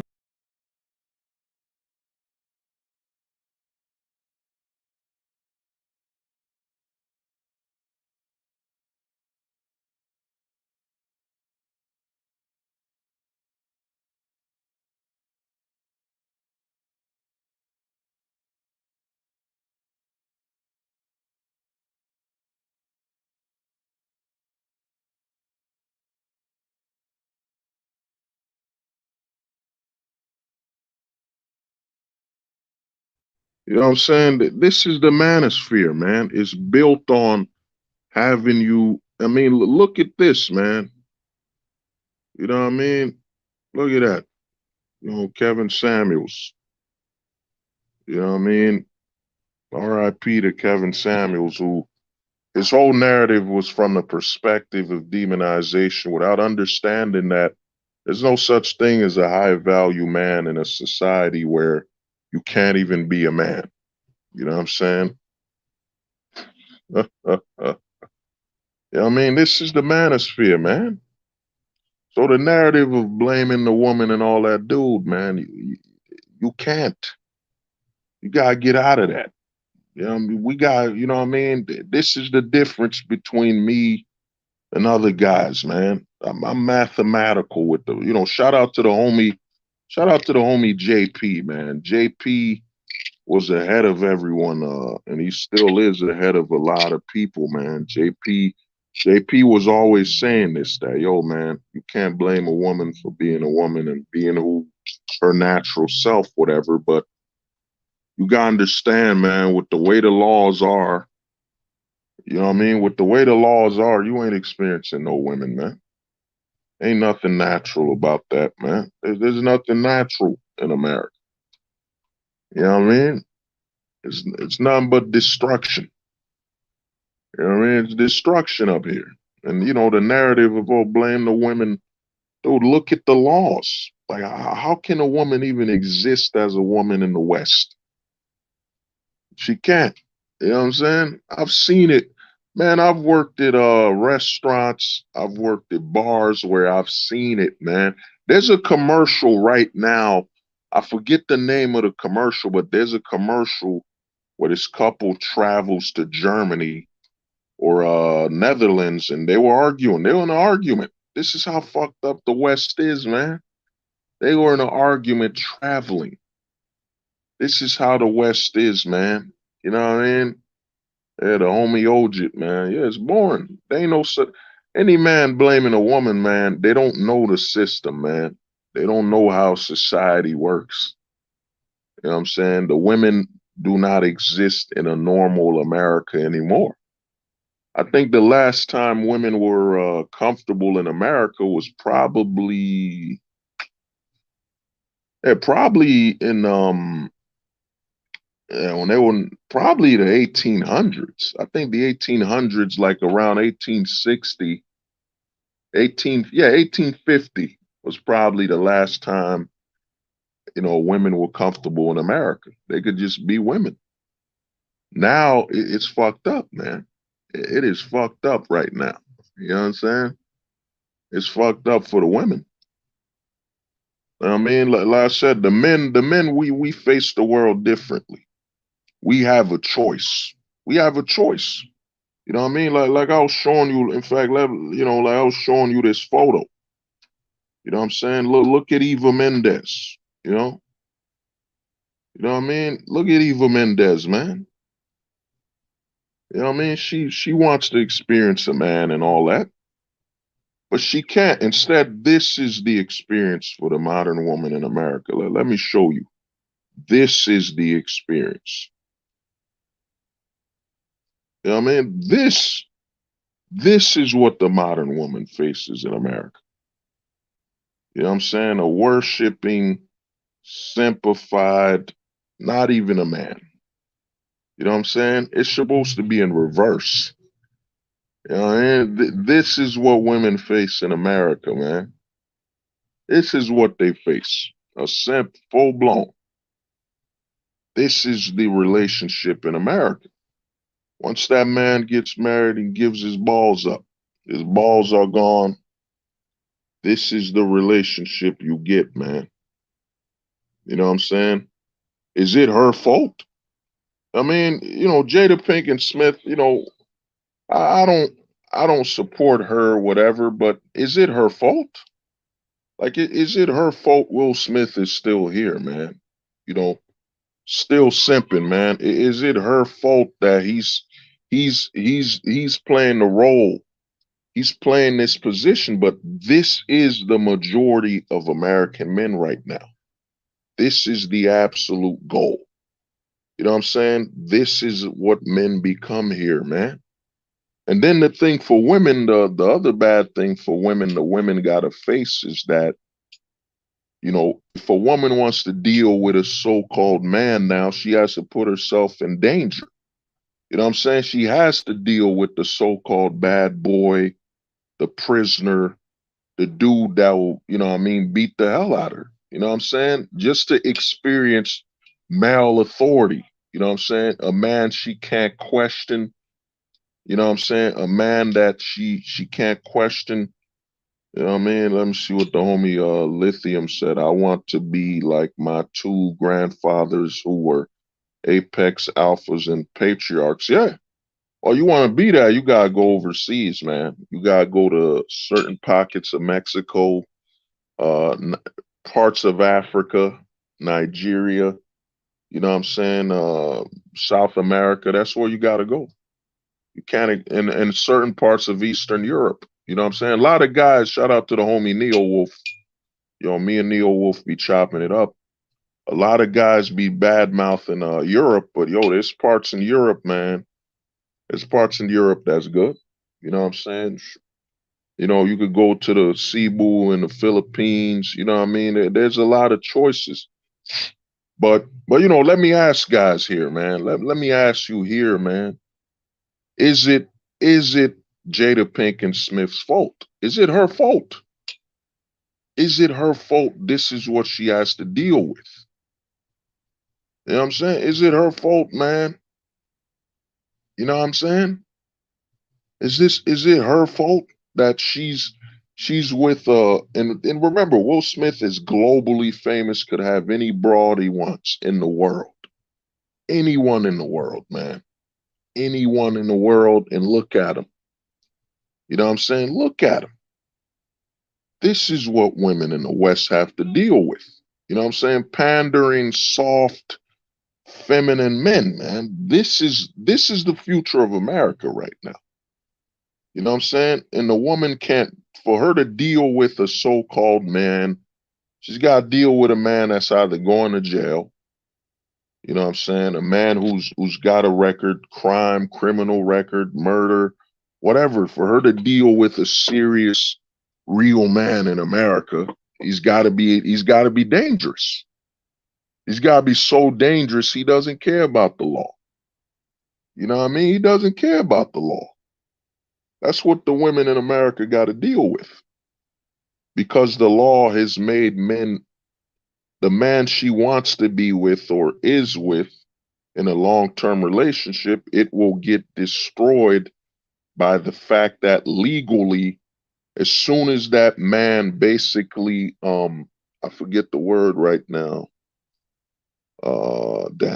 yeah, commits. As soon as the man commits, he loses his balls. He loses his balls, man. As soon as he commits, it's over. You know what I'm saying? This is what she's got to deal with. You could look up Stephen Curry. There's a video of Stephen Curry twerking. You know what I'm saying? Twerking. And then look at this video, man. You know what I mean? Any movie with Will Smith ruined forever can't get. Yeah, I can't even really watch Will Smith movies no more, man. He destroyed it, man. You know, to see what he is, to see how ineffective as a father he is, as a man, you know, and then, yo, we loved Will Smith, man. Will Smith to me is like Dwayne Wade now. He's like Dwayne Wade, man. You know, what he's done to his son, his daughter is fucked up. His son is fucked up. The only son that Will Smith has that's normal is from his ex-wife, man. His ex-wife that I think, and his ex-wife. His children with Jada, man, just screwed up, dude. Destroyed. Their minds are just destroyed, man. As you could tell, he just, and you could tell Jada Pinkett Smith was doing whatever she could to have him leave. You know, but he wouldn't. He don't care if she sacrificed the children. She kept showing him that I'm not mentally right. I'm not mentally right in my head, and he stayed, man. Will Smith is the certified, he might go down in history as the greatest pink-pilled man to ever live. Greatest pink-pilled man to ever live, man. You know what I'm saying? But you know, let's get to the other part of this stream. This is why I say the women face a lot of issues, man. You know what I'm saying? Because these are the men they got to deal with. You know. But let me switch it up a little. Where's the gallery?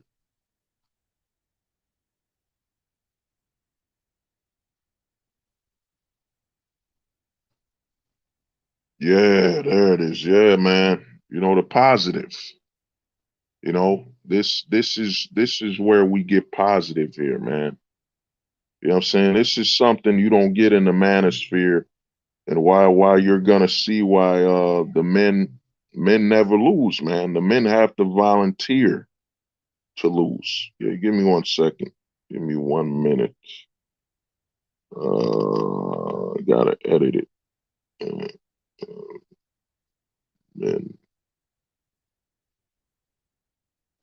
give me 1 second. Men volunteer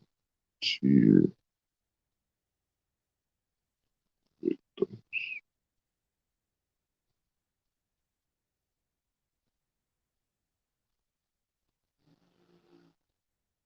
Give me 1 minute.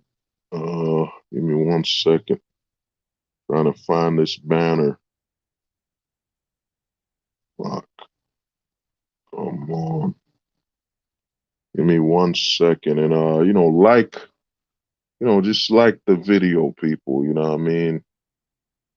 Yeah, there it is. There it is, right here. You see, look at this guy, man. The guy's happy. You know what I mean? He's a happy man. You know what I mean? He's happy. You know, he's got his thumbs up. He's a happy man. You know what I mean? He's happy, man. You know, this is what a man supposed to be in the West. Just happy, happy, enjoying his life. You know what I'm saying? Enjoying his life. Just a happy man, you know? Just a happy guy, you know? This is what the westernized man is supposed to be. Thumbs up, just happy, man. But most men in the West have been trained, you know what I'm saying? They've been trained to actually believe, actually believe that they've lost anything. You know what I'm saying? We've been trained to believe we lost anything. You know what I mean? We've been trained to believe we lost. I see this all over the internet, man. I talk to a lot of men from all over the world, man. All over the world. And this is what you get, man. A lot of men being taught, they've been trained to believe they lost. Look, I'm gonna share with you the men that are training them to believe they lost something. Look at this, man. Look at this crap. Guys like what they like, then let them guys be, bro. I'm out. Bro, Rio has so many friends, bro. So many. If you go to the beach, find the gay area, sit in the gay area. I'm telling you, bro, gay dudes here in Brazil throw the best alley-oops. The gay dudes here in Brazil throw hella oops. I'm out. You know what I mean? And, look, these are the men, bro. Now look at this one right here. I'm going to share something slightly personal. I remember it was like 5 years ago when I was getting into game. I was like, well, what if because when girls ask you for dick pics, like, why does it have to be my dick? What if I find a way bigger dick than mine and send fake dick pics? And so this was not the best day ever, but I spent solid 10 minutes just looking up juicy fucking schlongs. I'm like, you know what? White guy, possibly could be me. Definitely not me. Maybe, me after I get the penis enhancing surgery. Like, let's try this shit out. And dude, I must have sent that fake dick pic at this point to close to 100 girls, 50 to 100. Never once have I ever gotten called out. I send it. You know what I mean? This is what these are the men teaching you, man. Look at Myron Gaines. What you gotta do is this next video, look at his eyes. You're gonna see that he's looking all over because he's living a secret life. Look at this. These are the men training you, man. I was talking to this guy on their team, smart guy. He's homosexual, and he was saying, because I was like, man, I've theorized that if you take the average net worth of a heterosexual guy versus the average net worth of a homosexual guy, guaranteed the net worth of a homosexual guy is higher. And he was like, no, that's actually true. Why would that be? Well, because they don't deal with women. So think about this. They can just get on Grindr. But don't they? Okay. I don't understand. Oh, see where I'm going here? Yeah. So they can just get on Grindr, get what the hell they need done, and then go right back to work, and then keep. It's more transactional. It's quicker, more transactional, and then also when two men deal with each other, Less effort. It's less effort, and then they're splitting everything down the middle. And I thought to myself, damn, like that's crazy because homosexual dudes get way more sex than heterosexual guys, but they're still able to be productive. Why is that? So I thought that was like crazy because I've always theorized it, but then he confirmed it was like, no, they actually do. And if you think,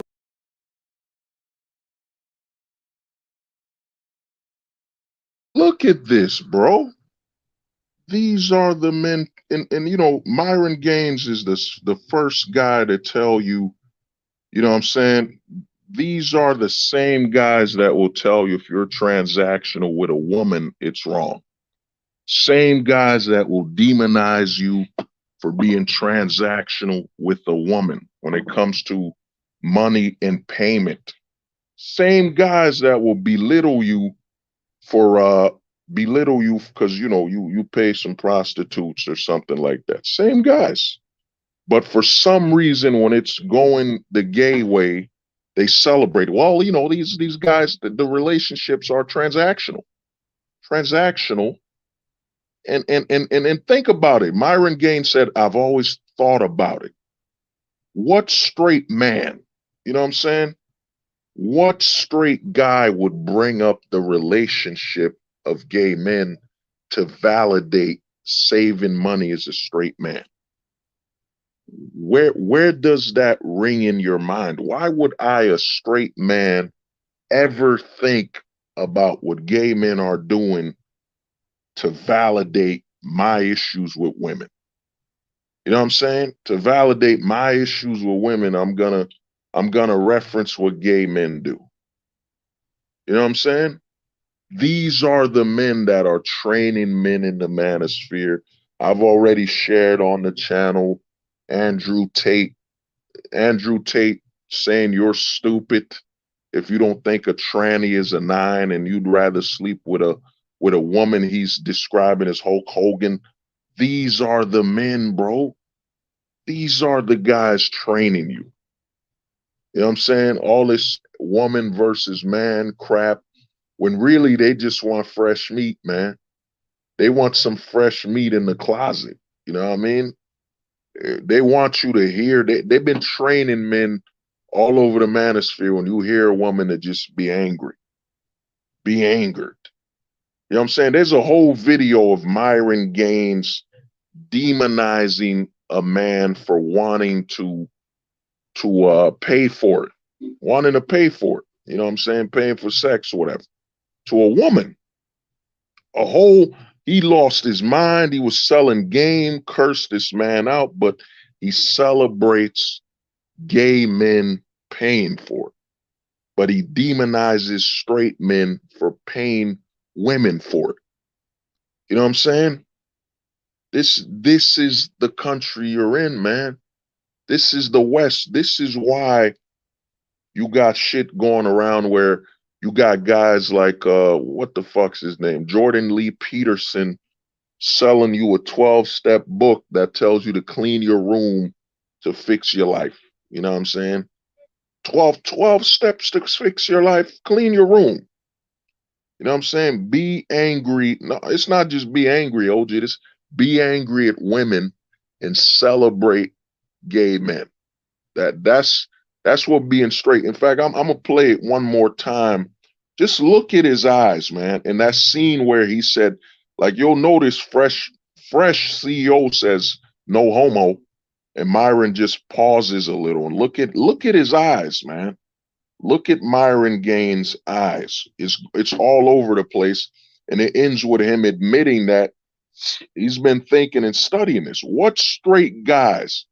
I've been on mad streams, man. I've been on a lot of streams.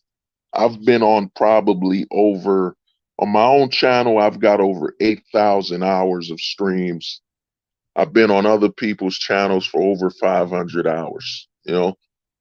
And I've never heard guys say, you know what? You want to save money? Go to the closet. You know, it's so transactional. Look at this shit, man. I was talking to this guy on their team, smart guy. He's homosexual, and he was saying, because I was like, man, I've theorized that if you take the average net worth of a heterosexual guy versus the average net worth of a homosexual guy, guaranteed the net worth of a homosexual guy is higher. And he was like, no, that's actually true. Why would that be? Well, because they don't deal with women.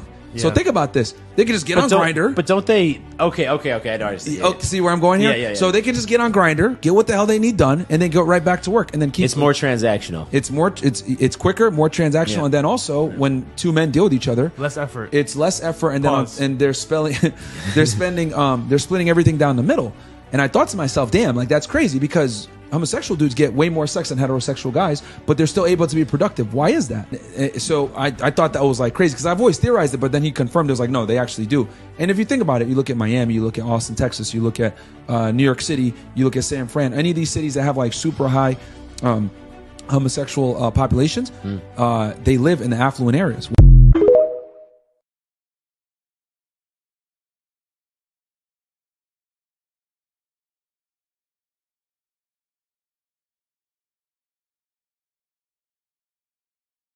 Man, look at that, bro. Come on, man. And he said he theorized it. And notice he mentions Miami where he's at. He's in Miami. He's in the closet. There's some palm trees over his closet. You know what I'm saying? Palm trees over the closet, man. This is the shit that's going on, bro. These are the men trying to teach you about, you know, being a man and all that bullshit. This is why I say the lesser pill. Let me put this shit up again, man. You know what I'm saying? Look at this, man.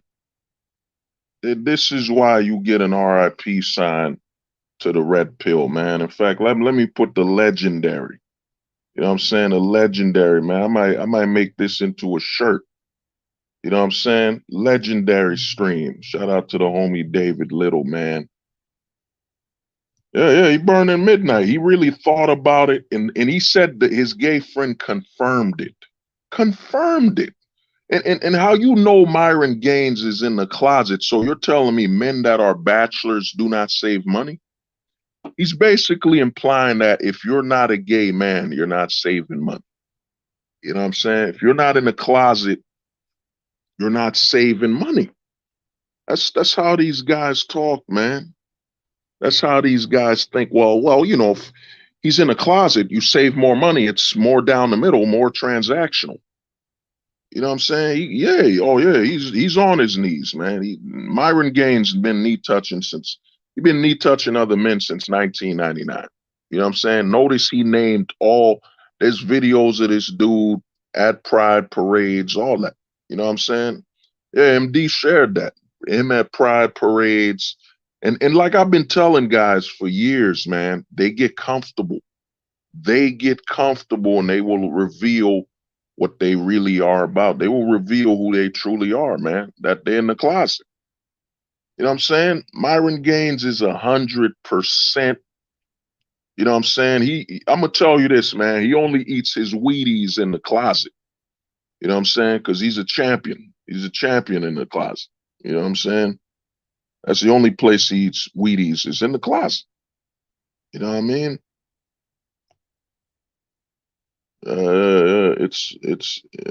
It's normal. He is a Fed. Yeah, of course. Myron, we all know ex-Fed. You know what I'm saying? He probably got removed from the force for coming to work with his uniform covered in ranch dressing. You know what I'm saying? Probably why he got fired or something. You know what I'm saying? Because he sees. But let me tell you why Myron Gaines and all these guys are coming. Because look at this photo, man. You know what I'm saying? You look at this photo right here, man. This is the face of the American man. This is what the American man's supposed to be. Thumbs up, happy, celebrating. Because let me ask you something, man. What have you lost? Like, what have you lost, man? You know what I'm saying? The whole narrative of the manosphere is we've lost something. Like, well, what have we lost, man? I mean, I didn't create a child to lose it. You know what I mean? I don't have kids. So, like, what am I losing, man? You know what I'm saying? The whole goal of the manosphere, when it comes to the lesser pill guys, the doomers, you know, the ender cells, you know what I'm saying? The ender cells guys hoping it all ends. You know what I'm saying? Saying it's all over and all that BS. You know what I'm saying? What do you have to, as a man in the West, like, what do you have to be so upset? What did you lose? Like, what did you lose, man?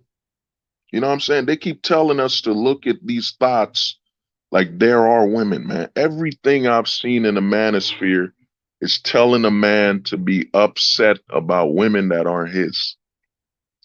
You know what I'm saying? Fresh and Fit with Myron the Closet Fed will invite all these thoughts and say, well, don't you want to be somebody's wife? A mother to someone's child? You know what I'm saying? Yeah, of course, man. We know the CIA. We know a lot because they've seen the profit, man. There's a lot of money, and more than money, it's influence. That you got all these lesser pillars. The red pill is literally, I've been telling guys this with the series I made called Red Pill Dating, Red Pill PUA. All the red pill guys are guiders. They're guiders. Their goal is to guide you back to the plantation and guide you back to the system. You know, make you a better at games so you can guide. Everything the red pillars teach you is about staying in the system. You know what I'm saying? You had the homie David Little when he went to Kevin Samuel's stream and he told him, yo, I'm going to the gym. I'm trying to better myself, get healthy. And what did Kevin Samuel say? Well, you ain't getting women. You ain't getting women. You know what I'm saying? You ain't getting women.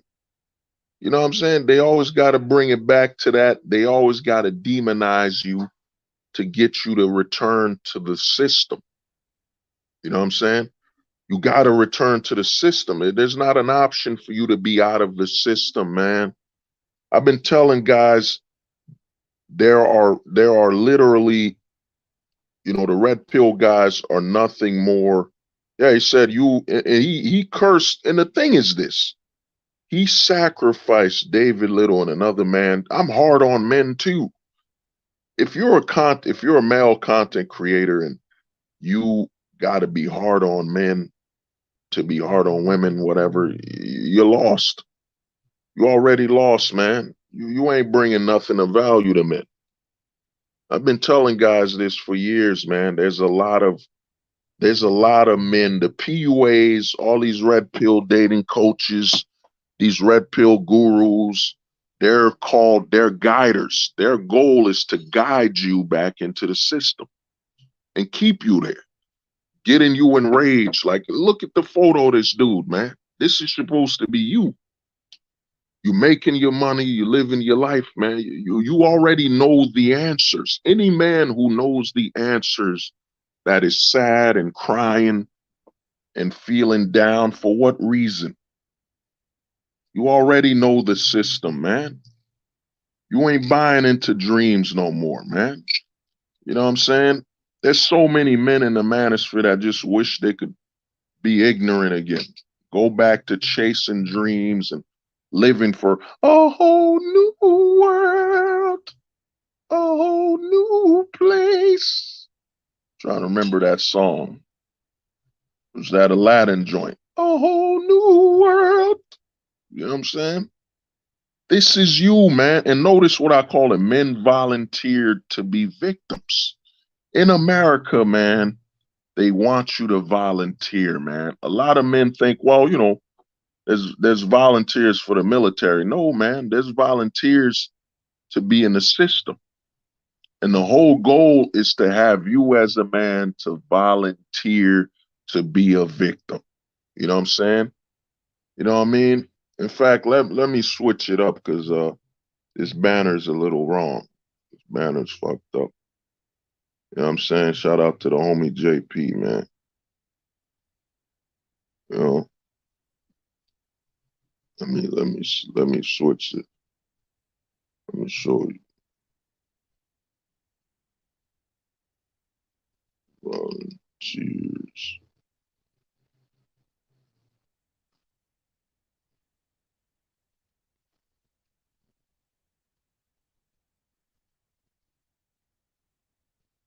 You know what I'm saying? I want you to read that, man. You know what I mean? This is what you got to read, man. Look at that. Volunteers can't be victims. I don't know why it's still fucked up. Give me 1 minute. I got to fix it. Man.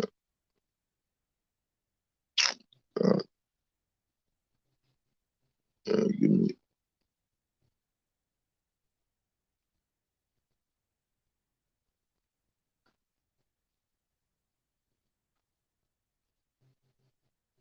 Yeah, look at that, man. You see that?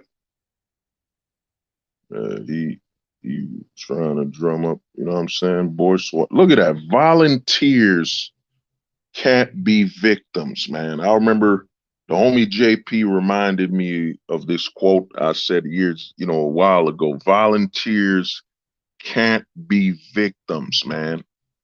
This is what you have. Like in the manosphere, you got a lot of guys saying, oh, the women are entitled.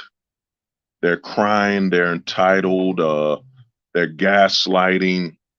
I'm saying they're gaslighting, they're complaining, and all this BS. No, man. You know what I'm saying? The majority of people I see gaslighting, majority of people I see crying and bitching is the men. You gotta understand, man, volunteers can't be victims. You know what I'm saying? You volunteered for it, man.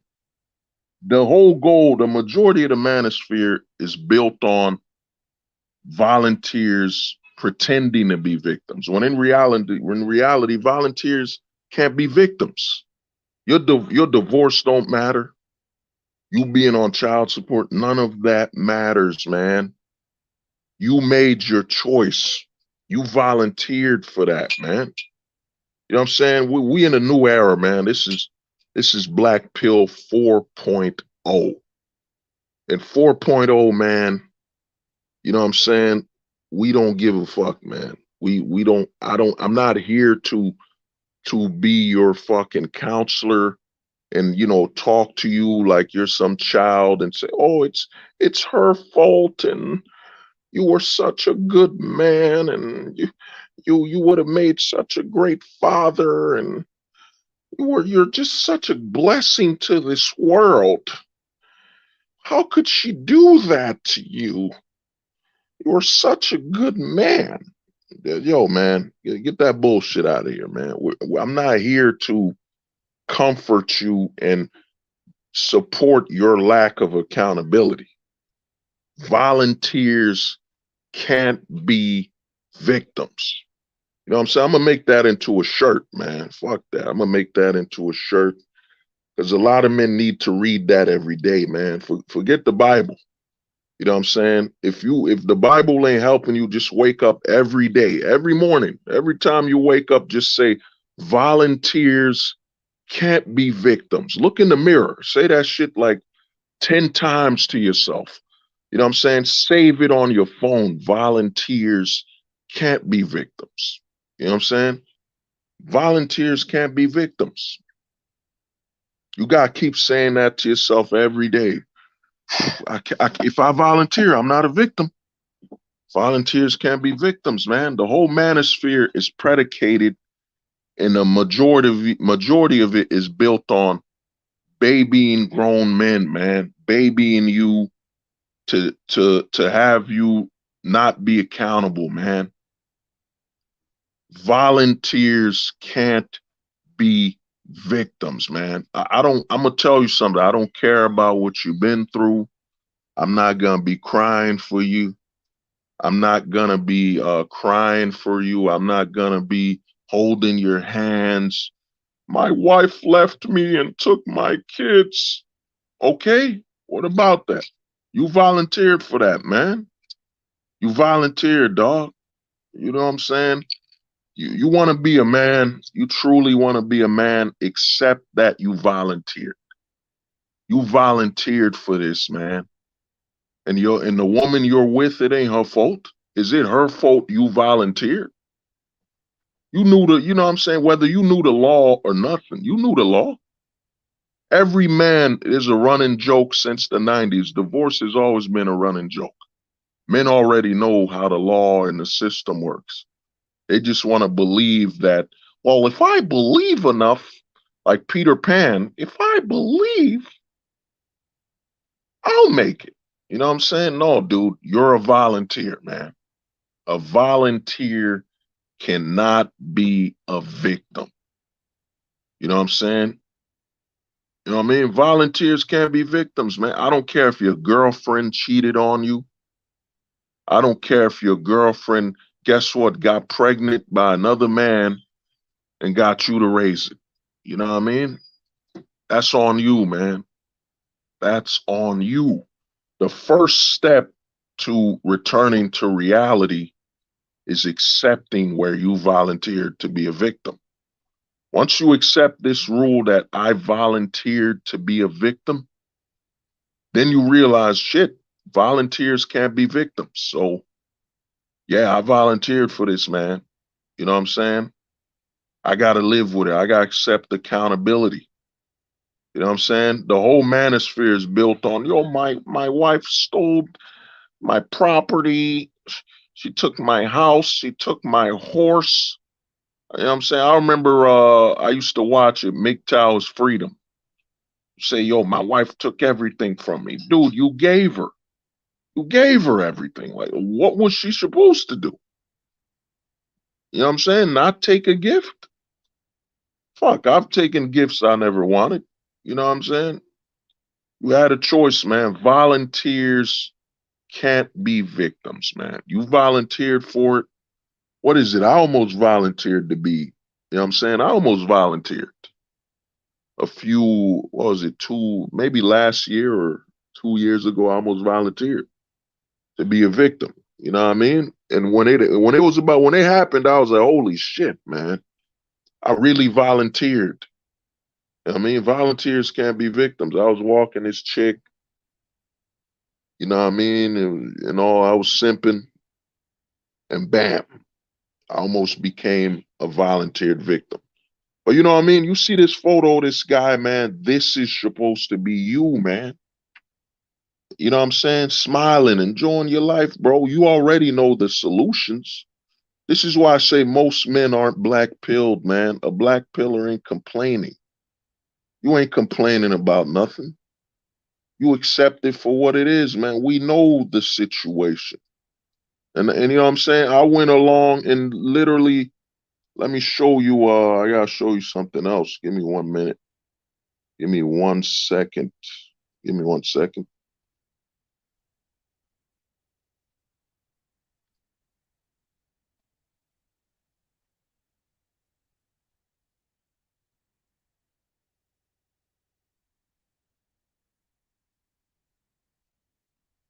Oh.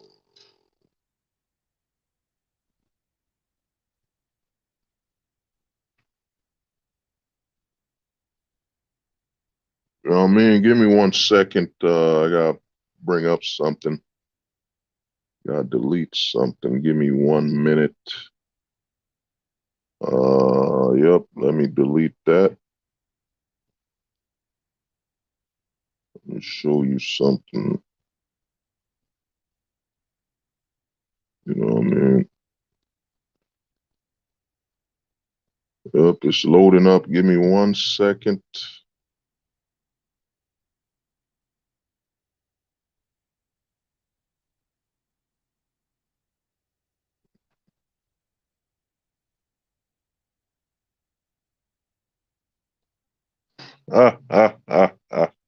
OG, man, you a violent man. You know what I mean? Look at this, man. I commissioned this. The reason I haven't done the new stream is I'm gonna be doing a new stream. This channel will become mostly a ghosting channel. Casper Pill, of course, the black pill. You know what I'm saying? The mental peanut butter and jelly is the black pill, and Casper Pill, that's the mental peanut butter and jelly. But look, man, I got a whole logo done. You know what I'm saying? Let me take the banner out. Give me 1 second. You know what I mean? I got a whole logo done, man. You know what I'm saying? Ghost in Society, man. You know what I mean? Shout out to the homie Neo Wolf. You know, shout out to all the homies, man. Look at that. I got the logo, a dude with the wrestling belt, dude with a guitar, a dude with the AK. You know what I'm saying? That's me, myself with the sign. You know what I mean? We taking over, man. We got our own, you know, logo right now, man. I gotta fix it a little more. I commissioned it. I paid an artist. That's why it's been taking me so long to get this you know, ghosting podcast going, man. You know, I got you on there, Neo Wolf, you know what I'm saying? Got inspired by you, dog. I put the ghost with the guitar, man. I was like, yo, put the guitar on my homie, man. You know what I mean? Put the guitar on the homie. You know what I'm saying? It's out there, man. We pretty soon I gotta get some shirts made to also help. You know, some of the proceeds will go to helping you know, men in need and all that. You know what I'm saying? This will be our symbol, man. You know, just like a country has a flag, you need to have a flag, man. You need to be able to remember what you're stand for, what you're about. You know what I'm saying? And this symbol right here, man, this is the future, man. You know what I'm saying? Ghosting society, man. The future is ghosting, man. We're not running away. We're living our lives, man. This is what you're supposed to be in America, man. Enjoy your life, man. You know what I'm saying? We got whole streams of men complaining about thoughts that ain't even theirs. You know what I'm saying? That's one thing I give being raised in the 90s. The 90s, shout out to the homie David, the 80s, you know, the older fellas that remember, man, back in those days, you only worried about what was yours. You know what I'm saying? I remember walking in a neighborhood and some broad was pregnant by some dude. That ain't my problem. That ain't mine. That ain't mine, man. The whole manosphere is built on having you worry about stuff that ain't yours. Are you on child support? So why are you bitching about it? You know what I'm saying? Did you have a child that isn't yours? Why are you bitching about it? You know what I'm saying? The whole manosphere is built on you taking accountability for shit that ain't you, man. Them 15 thoughts, that ain't yours. You already know the way of the West, man. There is nothing here for you, man. You know what I'm saying? The same men that will say, well, you know, let me replay it again. Let me replay the Myron Gaines, you know, if you didn't get the message. You know what I'm saying? Because here's how Myron Gaines thinks you should save money and how you should be a better man. I was talking to this guy on their team, smart guy. He's homosexual, and he was saying, because I was like, man, I've theorized that if you take the average net worth of a heterosexual guy versus the average net worth of a homosexual guy, guaranteed the net worth of a homosexual guy is higher. And he was like, no, that's actually true. Why would that be? Well, because they don't deal with women. Yeah. So think about this. They can just get on Grindr. But don't they? Okay.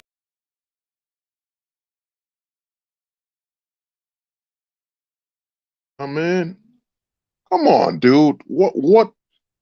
Here's the thing, bro. Even if a straight dude was burning more money, he's still straight, man. That's the goal.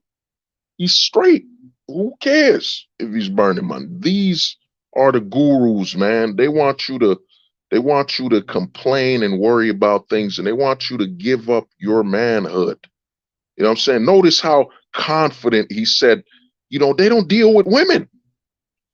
You know what I'm saying? These guys are sick, man. What straight guys would think that it's a benefit for you to go in the closet to, you know what I'm saying? And then to say that, yo, straight men ain't saving money. Then what are the bachelors doing? Men today have more income, I forget the word, disposable. Yeah, men today have more disposable income than ever before. And you could literally tell by the gaming industry, men blowing hundreds of dollars on a video game, mostly millennials, Gen Xers, Zoomers here and there, but men are blowing the bag. They're throwing money at video games, their hobbies. Men have never had more disposable income than ever before. And guess what? These men who have disposable income, they're straight. They're not in the closet. You know what I'm saying? What guys do in the closet, what does that have to do with a heterosexual man? If it has to do with your sexuality not being straight, how the fuck does that benefit me? And then you got three men in a room talking, yeah. And he confirmed it. You see Myron's hand language. The closet, man. The closet is real, man. Their whole goal is to get you in that closet, man. You know what I'm saying? By any means necessary, man. You know, people thought I was crazy, man. People thought I was crazy when I did this video, The Closet Conspiracy. People said, oh, man, hold the truth hostage, man. You don't know what you're talking about. You know what I'm saying? The closet can't really be this deeply ingrained in the manosphere. It can't be. You know what I'm saying? It can't be this deeply ingrained. Dude, the closet is all over the manosphere, man. All over. You know what I'm saying?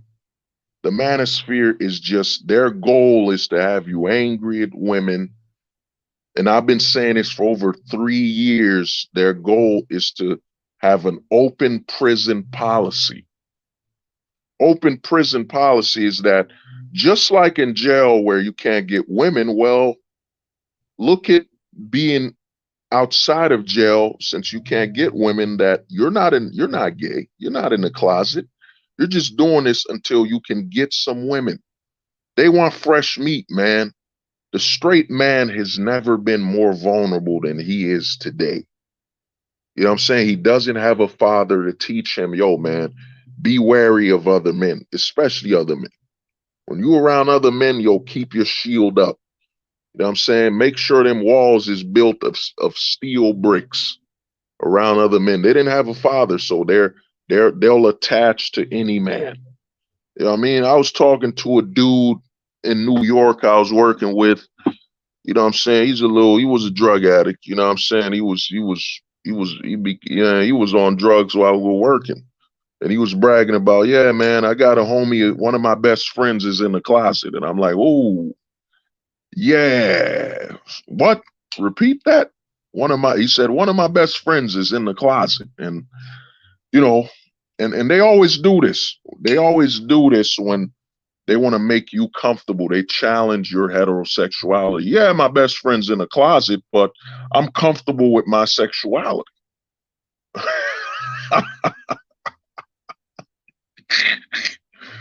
Yeah, you're so comfortable with your sexuality that you're creating an open, you're walking in his closet. You know what I'm saying? You're looking at his closet.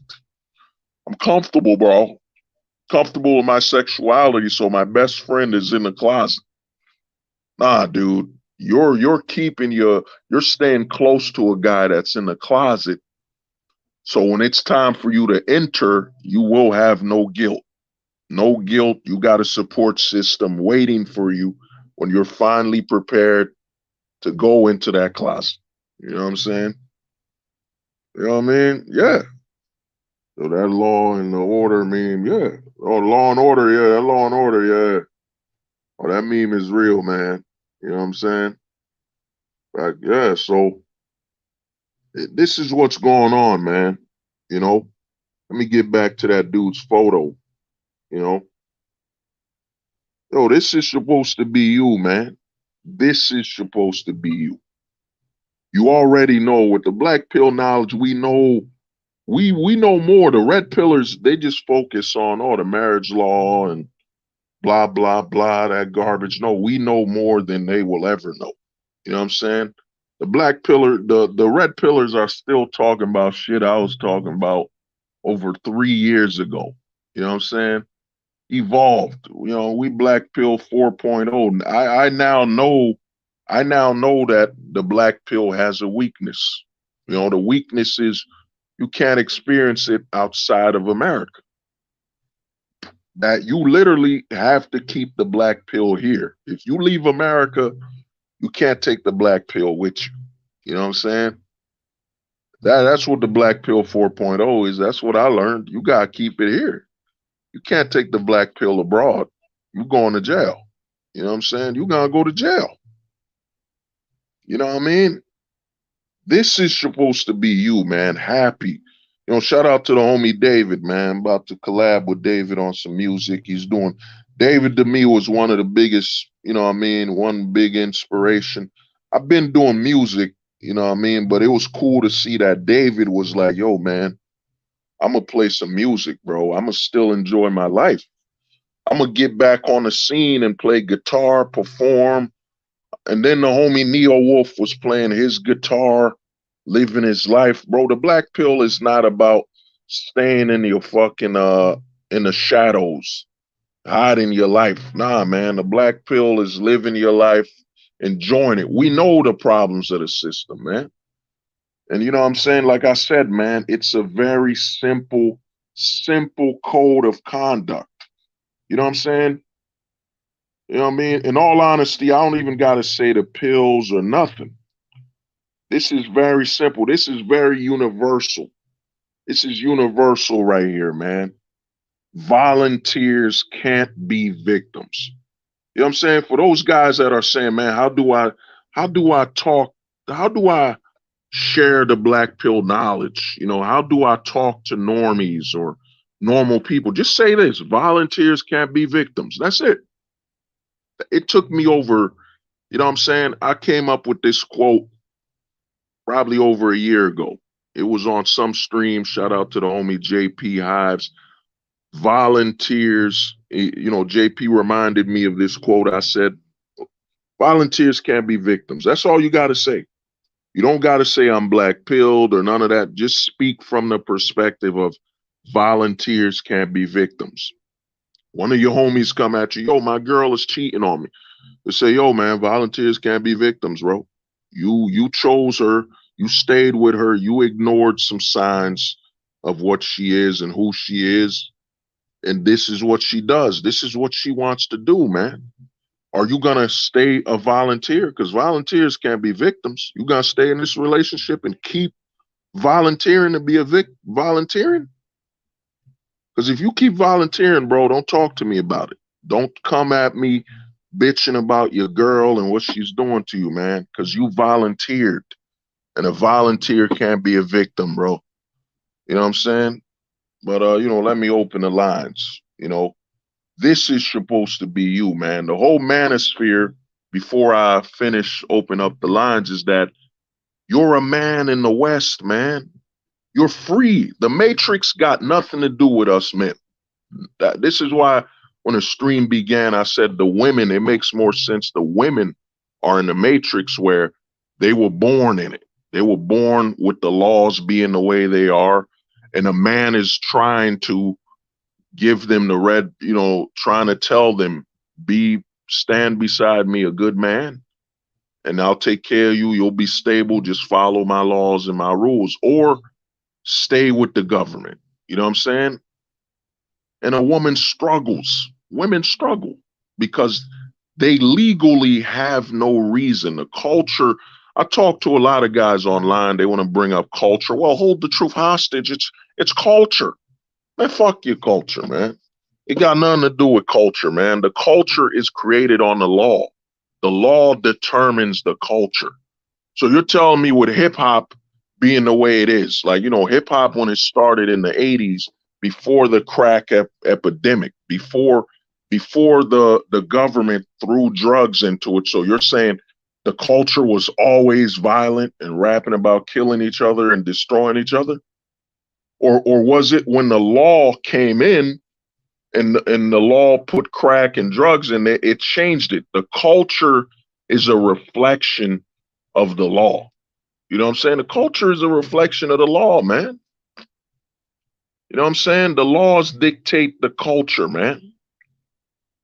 Why do you think men are becoming more hostile or more cautious around women? Is it the culture? Or is it the law? The fact that you could be Me Too'd for a fucking hug. You know what I'm saying? A hug that's supported by the law. So how is it the culture, man? You know what I'm saying, man? From now on, man, this stream I'm hosting, man, I will no longer tolerate BS, man. You come on here, bro, come correct, man, because I'm tired of a lot of people coming with the same fucking talking points that I hear on TV, I hear on the radio every fucking day, man. We're victims. We're victims. You know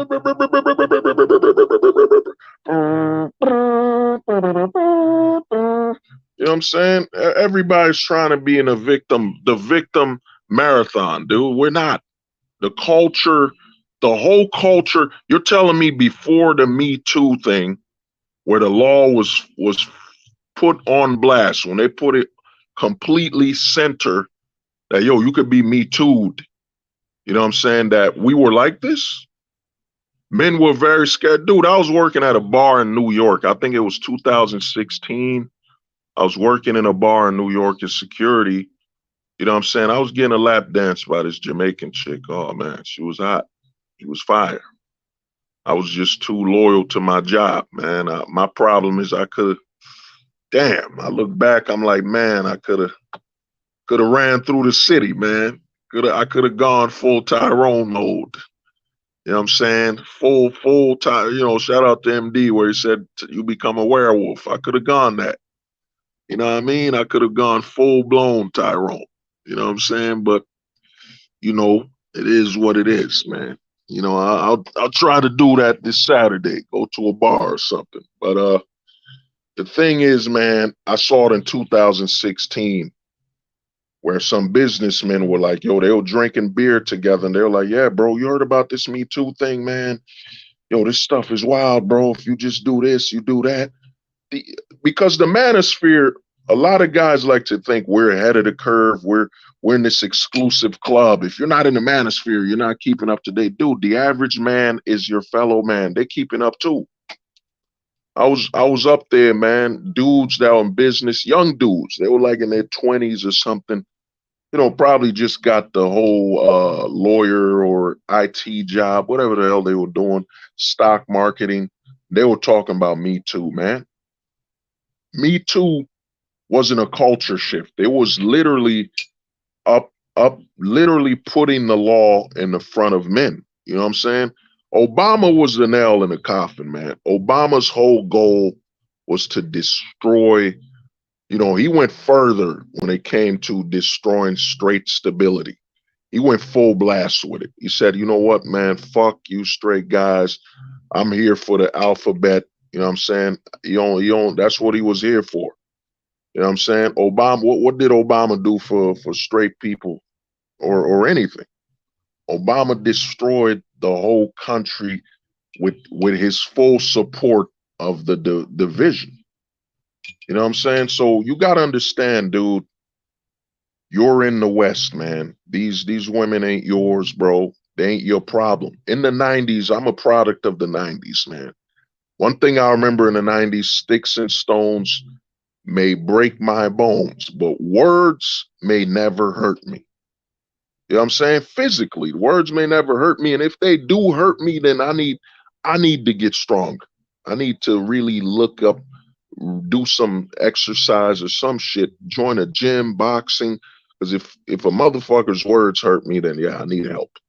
I need to get stronger. And I need to accept that if words are hurting me, I'm a pussy, man. I'm a pussy, I'm soft. I'm a coward. You know what I'm saying? The 90s raised me. The 90s, you didn't care about, yo, man, look at all these thoughts on Jerome. Yo, those ain't mine. Who cares? I don't care what the fuck they're doing with Jerome. And I told you guys this, crotch watching. I'm not a crotch watcher. I don't watch or worry what another guy's doing with his fucking crotch. That ain't my problem. You know what I'm saying? I'm not a crotch watcher. There's so many men in the manosphere. Well, Chad's doing this and Chad's doing that. Tyrone's doing this. Aladdin's doing that. You know what I mean? You know what I mean? Antonio's doing this. Yo, that's his crotch, man. I don't watch other men's crotch. I don't care. That ain't my problem. I'm not a crotch watcher.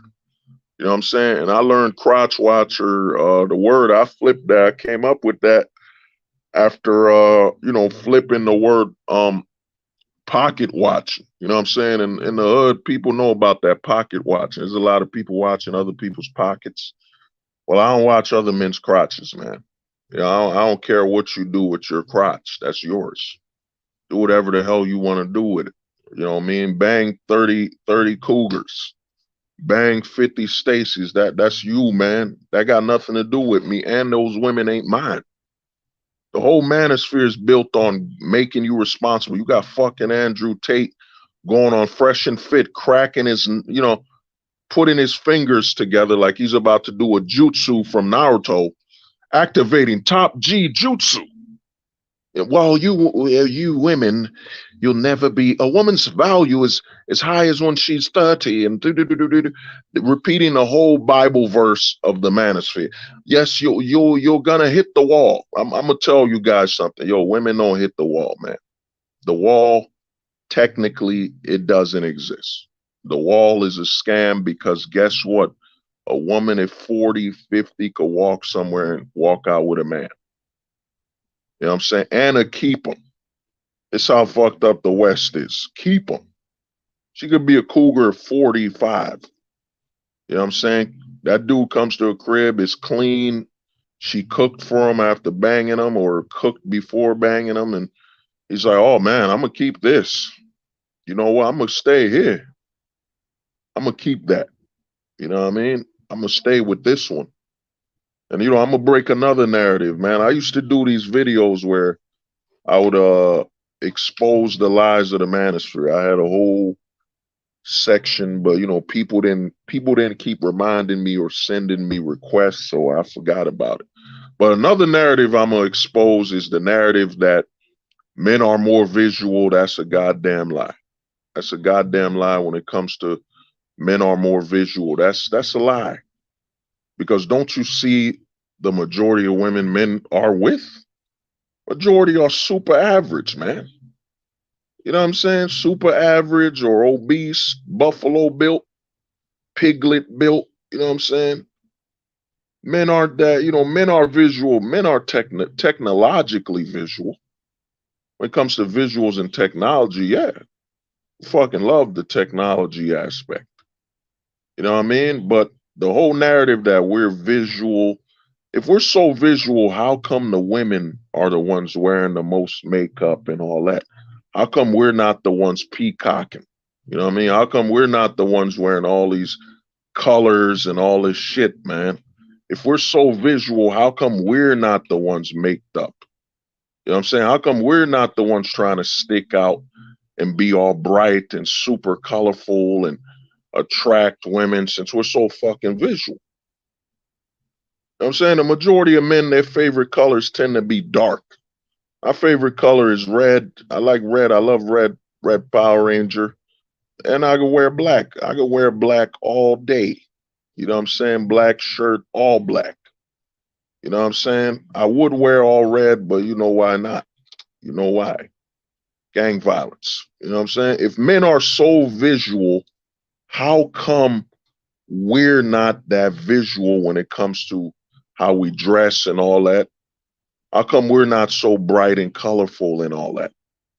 The women are more visual. The women are more visual than men. You know what I'm saying? How come women, you know, if you look at female toys, it's usually a flower, it's bright, it's colorful. The women are more visual. They have to be to survive. You know what I'm saying? The women had to be more visual. You know what I'm saying? The women had to be more visual than the men because guess what women fear the most, man? It's men. You know what I mean? When the women were in the wild walking around, whatever, they feared everything. Especially if it's a man that ain't from their clan or their tribe, whatever the fuck you call it. Because what they gonna do? The women had to identify and be more visual for their survival. This narrative that us men are more colorful and more visually stimulated, that's a fucking lie. And if it's so true, then how come a woman will just stop to see a pink dress with all these colors and all this bright shit? How come the women stop? Look at that. It's a flower. Flower is safe. You know what I'm saying? Come on, man. There's so many narratives in this fucking space, man. That's bullshit. You know what I mean? Bullshit, bro. If the red pill exists in 3 years, they will have moved to makeup max. Oh, they already have, dude. I was looking through some video, some chick, and I told guys the closet is real, man. There's a dude who's a bodybuilder who's married, and he was with his homie. They blurred it out. Thank God they blurred it out. But these dudes were ball tanning. They were tanning their balls in the beach together. And they said, there's nothing closet about that. We're just two bros tanning our balls. You know what I'm saying? Thank God they blurred that shit out, man. This is how infiltrated. And as for the red pill, it has no meaning anymore. Most of them are going to the gray pill anyway, man. The red pill content, everyone says it. It's she's not yours, it's your turn. The wall is 30, even though the majority of women right now are getting married. You know, they get married at what, 30? So where's the wall? You know what I'm saying? But let me open this for a second. Give me a second. Let me invite some people for a good 30 minutes. You know what I'm saying? Let's see if anybody, man. Where's the homie Ojit, man? Ojit, man, hop on, dog. You know what I'm saying? It's time to share that Chicago wisdom, man. You know what I mean? But yeah, I'll open it for a while, you know. Yeah, man. This is supposed to be you, man. This is what the black pill does, man. You know, of course, the Casper pill, ghosting. You're free, man. You're free. You know what I'm saying? You're supposed to be a free man. The whole manosphere is predicated and built on making you paranoid and worried about shit that ain't got nothing to do with you. They want you to volunteer to be a victim. And remember, volunteers can't be victims. So, you know what I'm saying? It's an oxymoron. We want you to volunteer to worry about these thoughts and what they're going to be doing. We want you to tell these hoes how come they don't want to be housewives. While at the same time, we're hypocrites telling you shouldn't be wifing up thoughts. Well, sir, you told me not to wife up thoughts, but you're interviewing thoughts that you want to be marriage material. So, sir, what are you saying here? Because this level of hypocrisy is borderline insanity. So you're bringing fresh and fit. You're interviewing mostly thoughts. You're telling them why don't they want to be marriage material. So you're telling straight men they need to wife up thoughts. Come on, man. This manosphere stuff, man. It's a comedy act. It's a comedy act at this point, man. Come on. You know what I mean? It's, you know, I'm gonna close it down and I'll give it 10 minutes. Nobody shows whatever. But yeah, it's a comedy act. That's what it's become. Yup. We're gonna interview mostly whores and we're gonna tell them why don't you want to be a housewife? She's a whore. So why would a whore want to be a housewife? Can you explain that? Why would a whore want to be a housewife? That's all you see on these interviews. You know what I mean? This is what you get in the manosphere, man. But here's the thing, man. You as a man, they want you to volunteer to be in this so-called matrix, or which is an outdated thing. They want you to volunteer to be a victim of society. Ooh, that's good right there. Volunteer to be a victim of society. Ooh, oh, that's deep. They want you to volunteer, man. You know what I'm saying? And volunteers can't be victims. You know what I'm saying? And that's what this whole space is built on. That's what they're selling you. They want you to volunteer, worry about thoughts, and become a Captain Save-A-Hole. Well, Paul, how come you don't want to be a caretaker and an honest, good housewife? Dude, in the words of JP, man, she got her own mind, bro. She grew up without a father, a destabilized household. You gotta understand this. When the household is destabilized, the outside world means nothing. You know what I'm saying? Once there's no order, there's no law and order at home, you honestly think there will be law and order outside of that home? Come on, man. No such thing, man. You want a chick that grew up no father and her mom was a thought herself. Her mom was just hold out, put makeup on her, and her mom is living vicariously through her sexually by making her up and over-sexualizing her to relive her own moments when she was youthful and extremely sexual. So she over-sexualizes her daughter. Then she doesn't have any nurturing instincts beyond feeding the kid, but you know what I'm saying? So she's reliving her life through whoring out her daughter. You know what I'm saying? And you want this daughter who was probably a third, fourth generation thought. You want her to change the thought tree? Well, it ain't even a tree, man. It's the thought weeds. There it is. The thought weed. You want her to change that? Come on, man. Come on. You know what I'm saying? There's a lot of dudes in the manosphere, man. This is supposed to be you, man. Happy. And if not happy, just chilling. I'm not a big fan. I've done a lot of streams. I did a stream called Existence Over Purpose, where I discussed that happiness is a scam.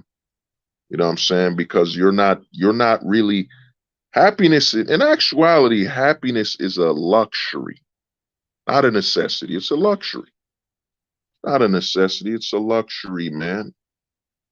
It ain't something you need. Like, I'm gonna be real with you. I don't wake up happy and super smile. I'll laugh. I'll laugh. I joke around, but I don't wake up worrying about being happy. I'm chilling. I'm good. You know what I'm saying? Why do I need to have my huge smile? I'm chilling. I'm good. You know what I'm saying? You a man in the West, man. Save your money, bro. Once I start, I'm gonna get back to writing that book, The Man Vantage. I'm in the process of writing multiple books, Man Vantage. I gotta write the philosophy book. I'm gonna write a guide to the philosophy. You know what I'm saying? That might be the first book I'll release because it's gonna be a lot easier. You know what I'm saying? The Man Vantage book is, I'm shout out to the homie Jose. He was helping me out with that. I'm a few chapters in, but it's more of a story behind it. But I'll be making a philosophy book where I'll give you a guide to the yellow pill, to all of it. You will soon have a book you could just look up to and say, bang, I get it. I'm good. Let me look back at chapter 5. You know what I'm saying? And I'm gonna be doing a ghosting book, whatever. You know, the goal will be to do a lot of books. Also, I'll be probably transcribing these YouTube videos into books. Why not? You know, the thing is this, man. This is supposed to be you in the West, just happy, chilling. You know what I mean? Living. You already know the solution. The solution is simple, man. You want family and all that, you gotta go overseas. You gotta go overseas, man. That's it. That is it, man. And then while you're here, you gotta ghost, man. You gotta take that Casper pill. I made 2 videos on it. I gotta make the third video, but take the Casper pill 1.0, update to 2.0. That's how you gotta live, man. And then look up the video to Flatline, and you'll be good. Live your life, man. You know what I'm saying? Life is good out here, man. It's good. You know what I mean? You already know the answer. It doesn't make sense that someone knows 5 + 5 is 10, and they're upset. They're upset that 5 + 5 is 10. This is the black pill, man. The black pill is mathematical. It's uncut, raw information, and it has no idealism. There is no ideals when seeking the truth and the understand. I just want to know. You know what I'm saying? I wanted to know about the marital laws. I wanted to know about the history. I didn't want to solve and bring back the patriarchy. That got nothing to do with it. You know what I'm saying? You got to ask yourself, because you don't have an ideal, does that mean you can't learn anything? So if I don't have ideals behind the knowledge, I'm not learning nothing. Dude, I learned a lot. I learned a lot. You know, I used to say it was 1920. I learned that, nah, you know, the fate of man and woman ended in a civil war. The Civil War, it all ended. It's been over. The West, it's been over. The trajectories, it's been over since the Civil War in America. Since the Civil War. The Civil War was when the government said, fuck you to its citizens, and they had prior knowledge, knowing how London ended slavery. It knew that. But instead, the government said, fuck them. Fuck these people. You know what I'm saying? You got to think about it. If your government is willing to have a civil war, you think it cares about anything else? You know what I'm saying? Everything else is a lesser crime. The family court, that's a lesser crime. That's a lesser act. You know what I'm saying? Lesser act. Family court, lesser act. No fault divorce, lesser act. You know what I'm saying? Your government literally sent all these people to kill each other. It had a civil war. It made cousins kill each other. And guess what? All this so the government could take over the land and the property. Had an entire war where North and South just told them, yo, go kill each other. And the men back then, if the men in America during the Civil War would have stood up and said, nope, nah, we ain't going to war like that, man. We got to pay them off. We got to have multiple negotiations. We got to talk. We can't just go to war with each other. We got to keep talking and figure this shit out, because it's going to weaken our country. It's going to weaken our people. It's going to eliminate generational wealth. It's going to create generational animosity and hatred. We can't just have a civil war. This ain't no game. This isn't like the War of Independence where we had to fight for our independence. This is a civil war. The damage that's going to be done in the country, it won't be reverted. We're going to lose property, generational value. You know, you want me to go down to the South and fight my own family. You know what I'm saying? That's what you want? Come on. We won the independence war. We can fix this. We can fix these issues. That's what you got to understand, man. If you're white, you got to understand this. And this is, I'm going to bring race up here, but I'm bringing race to give you a perspective. You know, if you're white, you got to understand, man, your government is willing to do anything the government did after the Civil War is lesser crime, lesser act of negativity. You know what I'm saying? Because the Civil War was peak. They made Americans go after each other and kill each other. That was peak.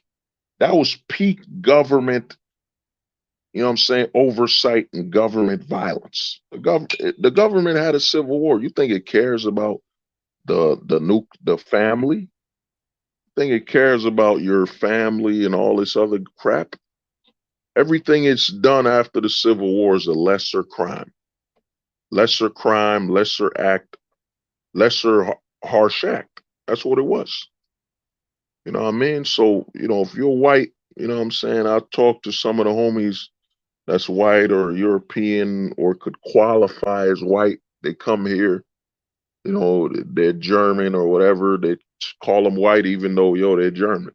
You know what I'm saying? But this is how you got to look at the country you're in. You know, America's a great country. America's a great country, man. Great opportunity. But you have to understand, behind that great opportunity to make profit, make money, is the destruction of family and morale. You know what I'm saying? That's what's behind it, you know? And once you understand that, you understand America. America, if you're here to do business, make your money, succeed. You know, and if you're not in America, if you're like in Germany, you got to look at it the same way. Make your money, man, succeed. You're in Ireland, succeed, man. You're in Australia, make your money, bro. Australia, make your money. Canada, make your money, man. Just do not invest your morality in there. Make your money. And if you're trying to start a family and whatnot, get the hell out. That's it.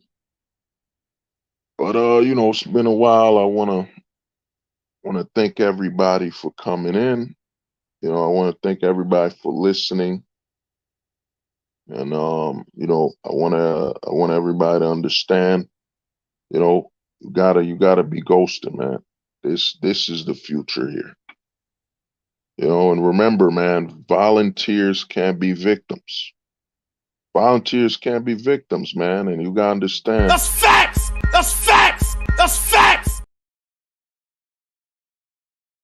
I'm saying that's it right there. And I hope I answered all of your... Answer the question! Answer the question! Answer the fucking question! Just answer the fucking question, nigga! Answer the fucking question!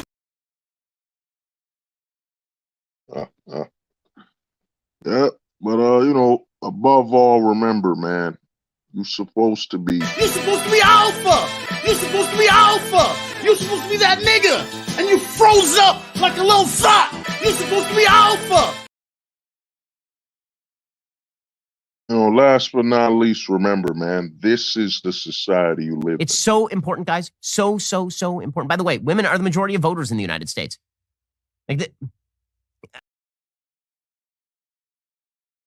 Let me play that one more time. It's so important, guys. So important. By the way, women are the majority of voters in the United States.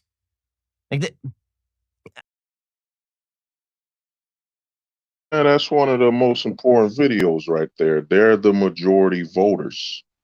This basically means, man, it's up to the women if they want this country to change legally.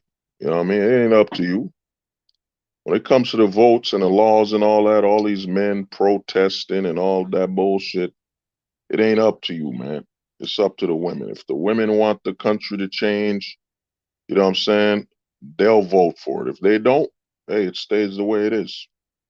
But at least whatever you do, just don't follow this. I was talking to this guy on their team, smart guy. He's homosexual, and he was saying, because I was like, man, I've theorized that if you take the average net worth of a heterosexual guy versus the average net worth of a homosexual guy, guaranteed the net worth of a homosexual guy is higher. And he was like, no, that's actually true. Why would that be? Well, because they don't deal with women. So think about this. They can just get on Grindr. But don't they? Okay. I don't see. See where I'm going here? Yeah. So they can just get on Grindr, get what the hell they need done, and then go right back to work, and then keep. It's more transactional. It's quicker, more transactional, and then also when two men deal with each other, Less effort. it's less effort, and then they're splitting everything down the middle. And I thought to myself, damn, like that's crazy, because homosexual dudes get way more sex than heterosexual guys, but they're still able to be productive. Why is that? So I thought that was like crazy, because I've always theorized it, but then he confirmed it was like, no, they actually do. And if you think about it, you look at Miami, you look at Austin, Texas, you look at New York City, you look at San Fran, any of these cities that have like super high homosexual populations, they live in the affluent areas.